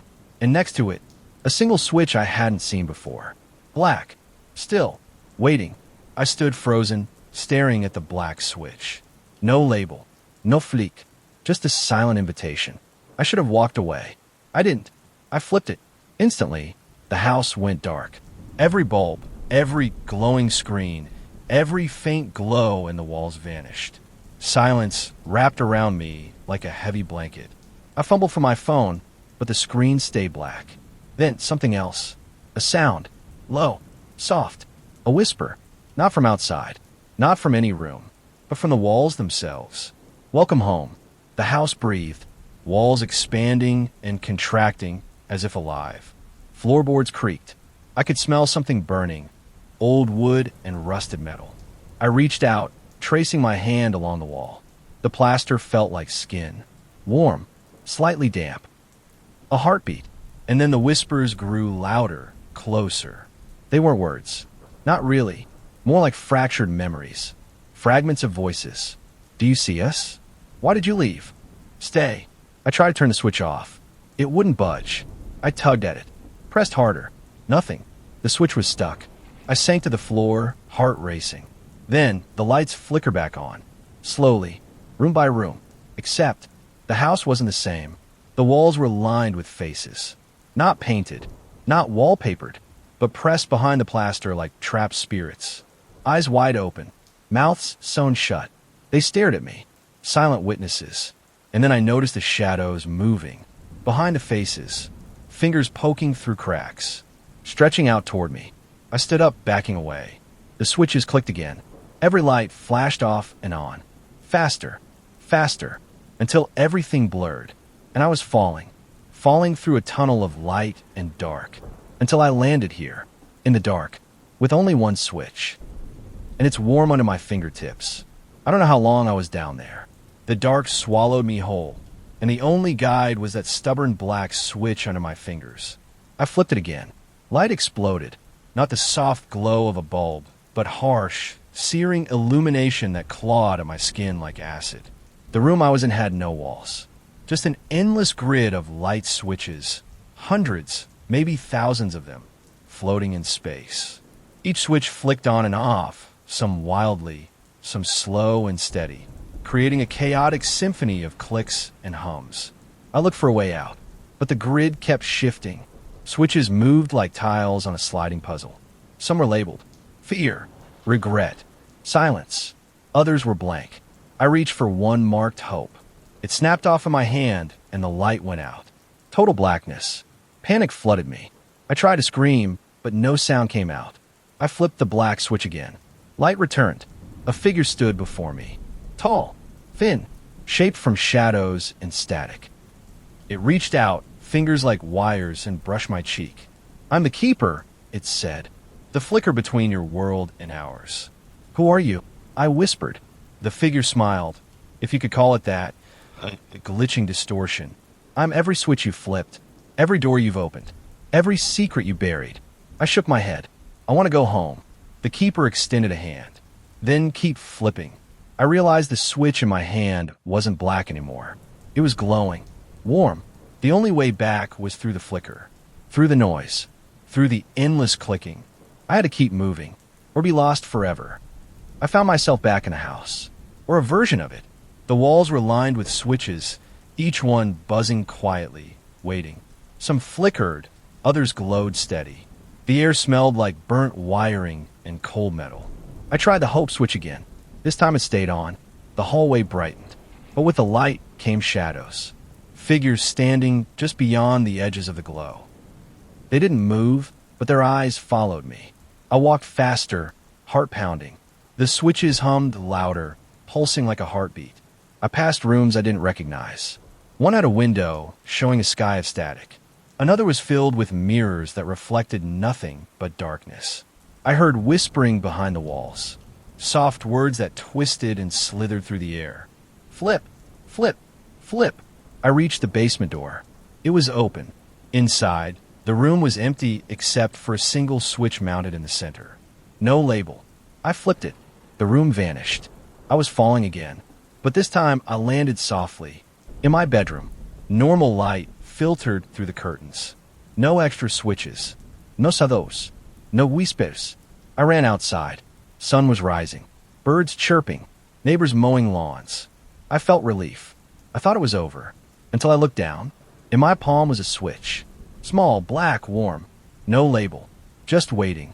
I still carry the switch with me. I don't know why. It doesn't feel like mine. Sometimes it hums softly. Sometimes it vibrates against my skin. And sometimes, just before I fall asleep, it flips itself. The light goes out, and I see the house again. Endless switches, whispering walls, faces pressed behind plaster. I don't know what flipping that last switch will do. Maybe it will open the door. Maybe it will close it forever. Or maybe it's the final flicker before the lights go out for good. So, if you ever move into an old house with too many light switches, don't flip the one that's not supposed to be there. Because some switches don't just turn off the lights. They turn off the world. Last night, the switch flipped again. I didn't touch it. The lights went out. And in the dark, I heard a whisper. Welcome to the endless flicker. Now I wait. Because I know it's only a matter of time before the next switch flips. And I fall through the darkness once more. Story 9 title. The TV in the attic only shows old footage. Reddit username. u/staticwatcher****. I found the TV in the attic 2 weeks after moving into my grandmother's old house. It was covered in decades of dust, with cords tangled like snakes behind it. The screen was small and curved, the kind you see in black and white movies. I almost didn't plug it in, figured it was a relic, broken and useless. But I did. The moment I powered it on, the screen flickered with static, and then an image appeared. Old footage, grainy, black and white, but unmistakably real.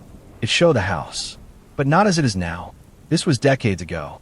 The yard was overgrown, the porch sagging. A little girl played by the window, her hair in braids, dress fluttering in the wind. A man stood watching from the edge of the frame. His face was obscured, shadowed by a hat. I blinked. The footage changed. Now it was inside the house. Empty rooms, peeling wallpaper, floorboards creaking. But the camera kept moving as if someone was holding it, walking. It passed the stairs, the attic, the room I was in. Then it stopped. The camera turned toward me, and I swear I saw my face. But it wasn't me. Not really.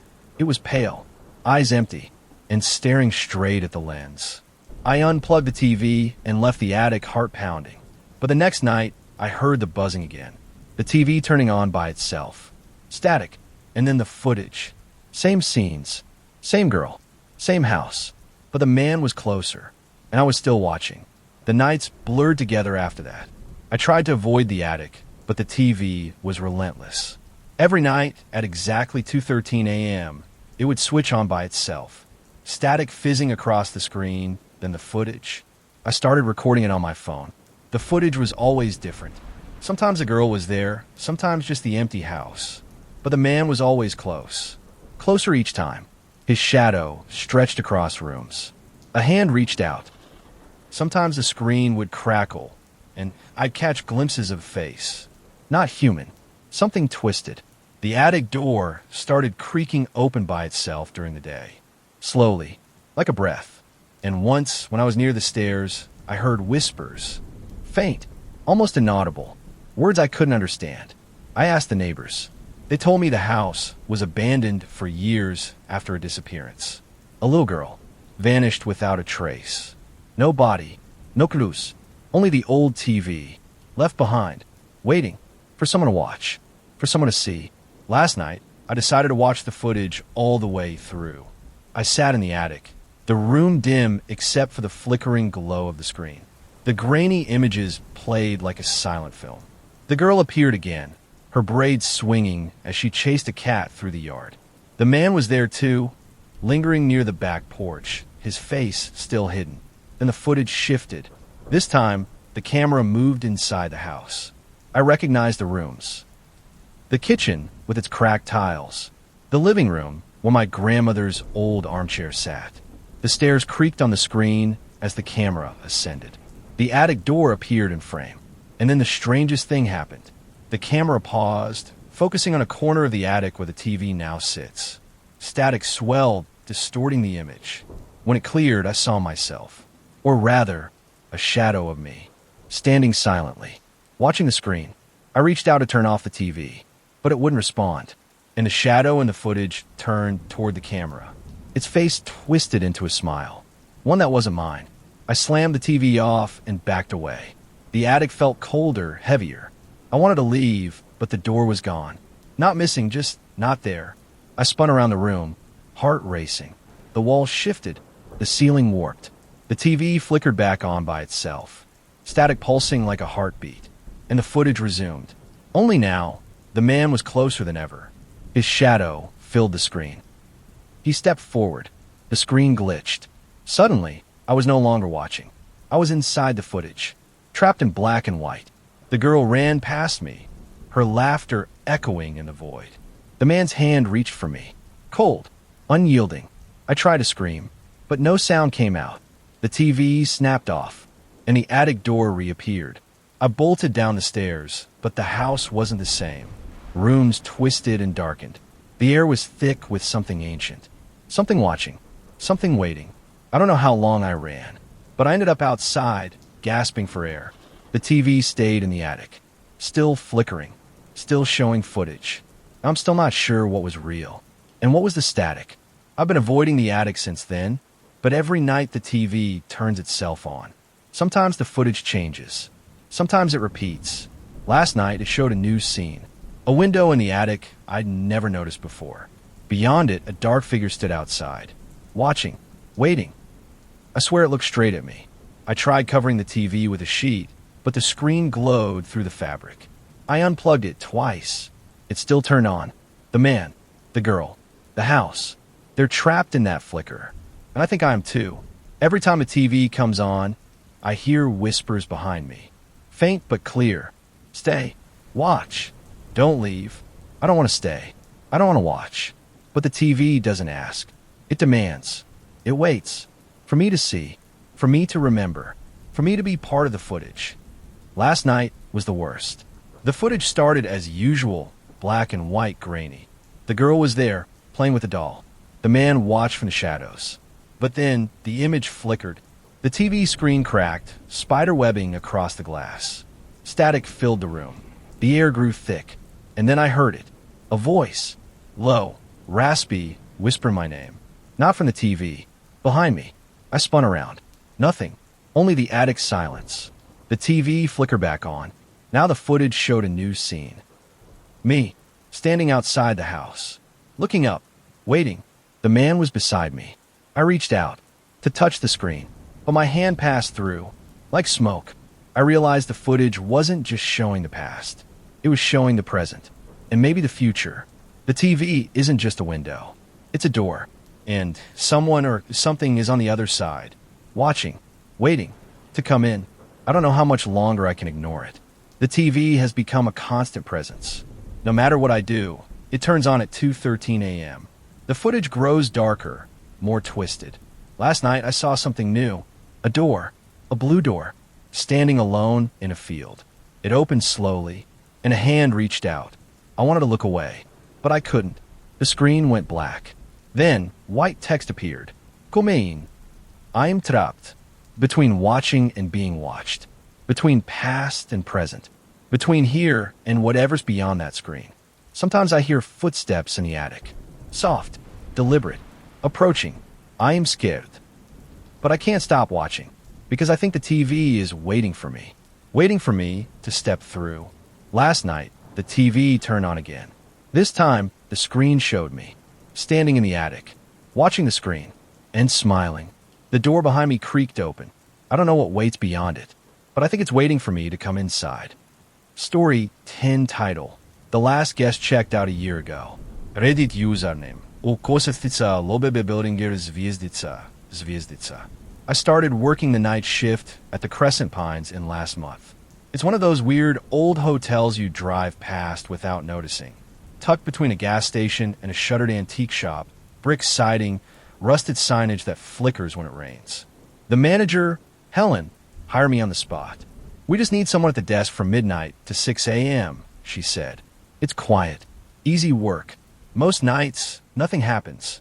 She didn't mention the fact that the last guest checked out a year ago. At first, I didn't mind. The lobby was always empty. I brought books, listened to podcasts. Sometimes I'd hear creaks upstairs or wind whistle through the vents. The kind of thing you'd expect in a place built in the 1940s. But then the phone started ringing. Always at 3:03 a.m. Always from room 209. That room's been locked since the fire. Helen told me it was sealed off, old wiring, too much damage. Don't go in there, she warned. That room's done. So the first time it rang, I let it go. Second night, I answered. No one spoke. Just static. I hung up fast. The third night, same call, 3:03 a.m., room 209. But this time there was a voice. Soft, raspy. Can you send more towels? I froze. Hello. Nothing.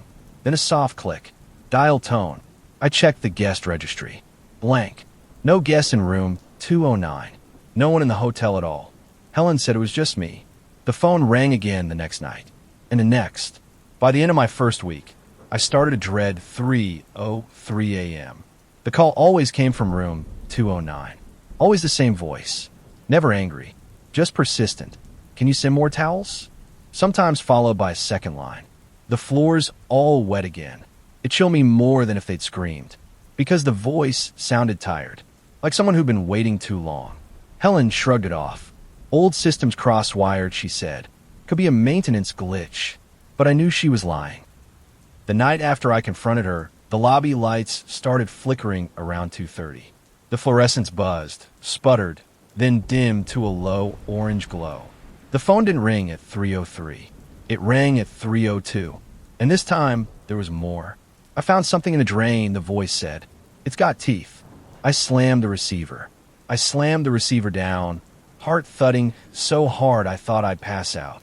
I stared at the phone, waiting, counting each second. It didn't ring again that night. But something else changed. At 3:18 a.m., I heard footsteps upstairs. Slow, measured, like someone walking barefoot on carpet, just thick enough to muffle but not silence each step. The security monitor showed static where the second floor feed should be. I checked the registry again. Still empty. Just me. And the voice from room 209. The next night, the phone didn't wait for 3:03. It rang at 2:45. Someone left the shower running. The voice whispered. The mirrors fogged. I wanted to hang up. But I spoke. Who is this? The line crackled. I don't remember. Then, softly. But I think I used to work here. The line went dead. The hair on my arms rose. That night, I went up the stairs. Just once. Every instinct screamed against it, but I had to see. Had to know. Room 209 was at the far end of the hall. The door was wrong. The number hung crooked. The handle was ice cold. A faint dripping came from inside. I put my ear to the door. Silence. Then, 3 knocks. Slow. Measured. Coming from the inside. I bolted. I didn't tell Helen I went upstairs. I figured she'd just lie or fire me, or both. But something changed after that night. The calls didn't stop. They got stranger. Now the voice asked for things it shouldn't know about. I dropped my key under the couch again. It murmured one night. The one with the torn cushion. There was a couch like that in the employee lounge. No one should know that. Another night. The ice machine's humming again. It was loudly. But I hadn't told anyone it had started back up after being dead for months.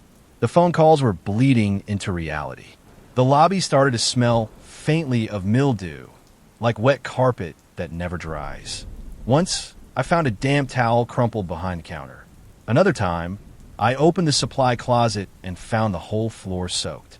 The wet footprints stopped in front of the staff elevator. I decided to record one of the calls. I downloaded a call recorder app, hooked it to the lobby phone, and waited. At 3:03 a.m., right on time, the phone rang. I answered, heart pounding. "I don't think I'm alone anymore," the voice whispered. I said nothing. "Something's in events. I can hear it breathing." I tried to respond, but the voice cut me off. "It knows about you." Click. I checked the recording. Static. But not just static, whispers layered under it. Too many to count. I reversed the audio. The whispers became words. "Let US check out." Still waiting. Helen locked the door. That's when I knew I wasn't the first to hear them. I confronted Helen the next day. I didn't dance around it. I played her the reversed recording. She listened without blinking, then said, "It's just old feedback." I told her what the voice said about her. About locking the door. About people trying to check out. Her expression didn't change. "Don't go back to the second floor," she said quietly. "And don't answer the phone anymore. I'll disconnect the line to room 209. She didn't. That night it rang twice. First at 3:03, then again at 3:04. Two separate calls. Two separate voices. One whispered, "I've been here for so long." The other said, "I think Helen forgot about me." I didn't sleep after that. At 4:15 a.m., the power blinked out for a few seconds. The emergency lights hummed on. In the glow, I saw something move past the lobby door. Bare feet, dragging. I called out. Nothing answered, but I swear I heard a soft sobbing, coming from a vent above me. Helen hasn't returned since I brought her the recording. The office light stays off. The lobby phone keeps ringing. The towels keep disappearing from the supply closet. Sometimes, I find them soaked and twisted in the corner of the hallway. Sometimes, they're warm, like someone just used them. I don't know how long I can keep doing this. But every night, 3:03 comes, and someone checks in, without ever leaving. I tried quitting. Twice. The first time, I left a note on the desk and drove 20 miles out of town before my car started smoking and died on a desolate stretch of road. I had no cell signal. I walked for hours. When I made it back to town, the inn's lobby lights were on. The door was unlocked, and the clock behind the desk read 3:03 a.m. The phone rang as I stepped inside. I let go to voicemail, but when I checked the message later, it was just breathing. My breathing. The second time, I tried handing in my keys. Helen didn't open her office door. Instead, a towel appeared on my apartment doorknob that night. Neatly folded, soaked through. I didn't sleep. I've stopped trying to understand it. Didn't want something. Or maybe it's the guests. Maybe room 209 is more than a room. Maybe it's a holding space. A waiting room for people who never got to leave. Now I hear footsteps all the time. Sometimes they're above me, other times behind the lobby wall. Once, I heard a knock at the front desk. 3 slow taps. No one was there, but the registry book had a new entry. Guest, Helen. Room 209. Check-in. Check-out dash. I flipped to the back of the book. Every page was filled with the number 209 over and over in shaky handwriting. I tried calling Helen. Her number was disconnected. That night, I answered the phone when it rang. Before I could speak, the voice said, "I remember you now," then hung up. The voice hasn't stopped calling, but now it's not alone. Different voices bleed through the receiver. Some crying, some laughing in broken, gurgling tones, others just whispering names, sometimes mine. Last night, I unplugged the phone entirely. It still rang. No cold, no power, just the sound. It echoed through the lobby, vibrating in the air like something alive. I answered it anyway. "Do you see it yet?" the voice said. What? I whispered. The phone began to hiss. Then the mirror. I turned slowly toward the dusty wall mirror above the front desk. I saw myself. Then I saw movement behind me. A second reflection. A tall, soaking figure. Skin bloated. Eyes sunken. Standing just behind my left shoulder. I spun around. Empty room. But the carpet was wet. Soaked in a trail that led from the front desk to the stairwell. I followed it. Halfway up, I stopped. Room 209's door was open. Faint yellow light spilled out into the hall. And steam. Thick, heavy steam. I stepped closer, the air thick with mildew and something else, something metallic. The sound of running water came from inside. The bathroom. I reached the doorway. A towel hung from the knob. It was embroidered. Crescent pines in. And beneath it, a name. Mine. I stepped inside room 209. The tub was full, the water black and rippling. A figure sat in it, submerged to the chin, eyes open and staring. It was me. The phone on the sink rang once. And I understood. I never left. I never checked out. I just kept answering the call.